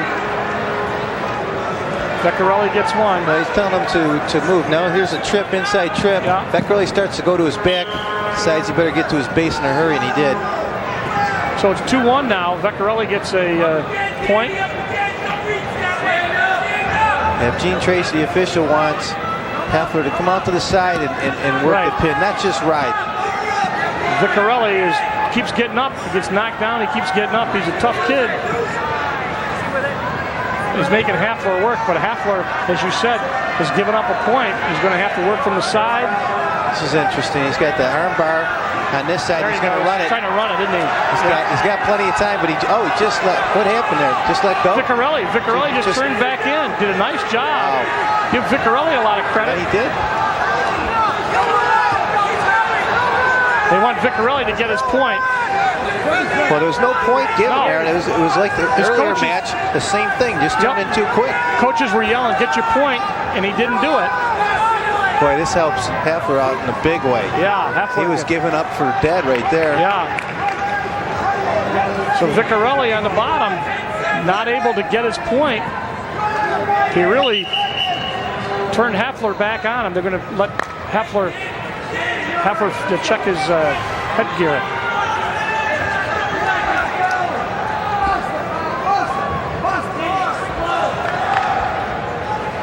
Vecchiarelli from Section 8. Giving a good accounting of himself.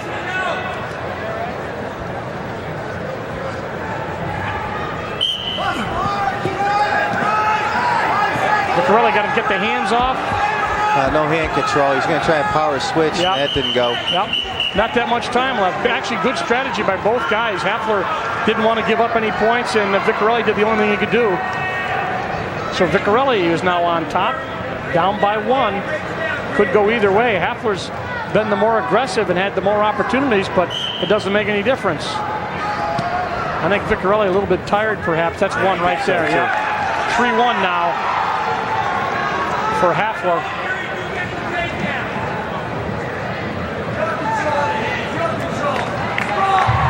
Heffler in on a single. He's been here a couple times. He goes in for that trip. He's done it twice so far. Now he changes to a double. 2 points. Yep, 5-1 now. Heffler in charge in this third period with a minute and a half left. And like you say, Vecchiarelli's running out of steam right now and doesn't seem to be a threat to get off the bottom. He's had to work awful hard, and Heffler's put the pressure on him. Out of bounds. Gene Tracy brings him back.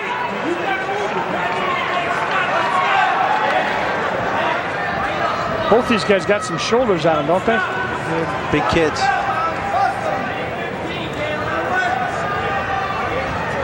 $1:15 left. 275-pound weight class.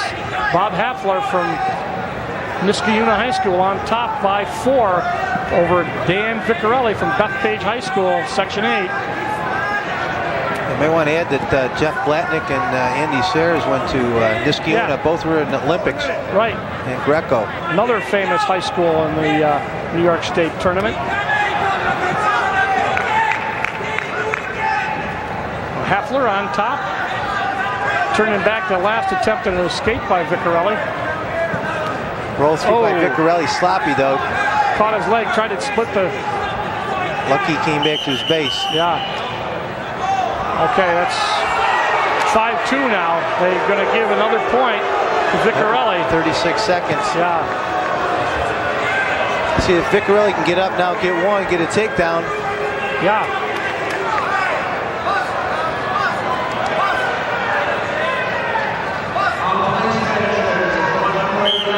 Great matches. This one's going to go down to the end.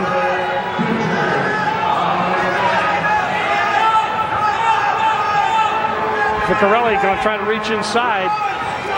He might get 2. Yeah. He does get 2. He gets 2. That's probably not a bad move. Lets him go. He takes down. He gets the 1.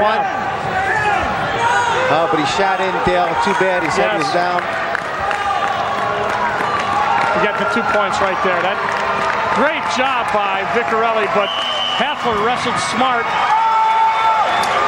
And he's going to come away with a 275-pound New York State Championship. Bob Heffler out of Niskayuna High School defeats Dan Vecchiarelli 8-4.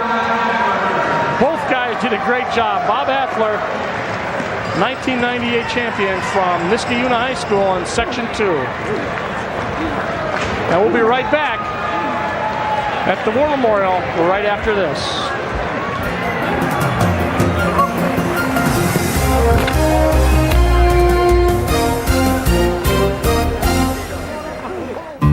You've got a million things on your to-do list, and no sooner do you get them done than you've got to turn around and do them again. You start to feel like you're chasing your tail.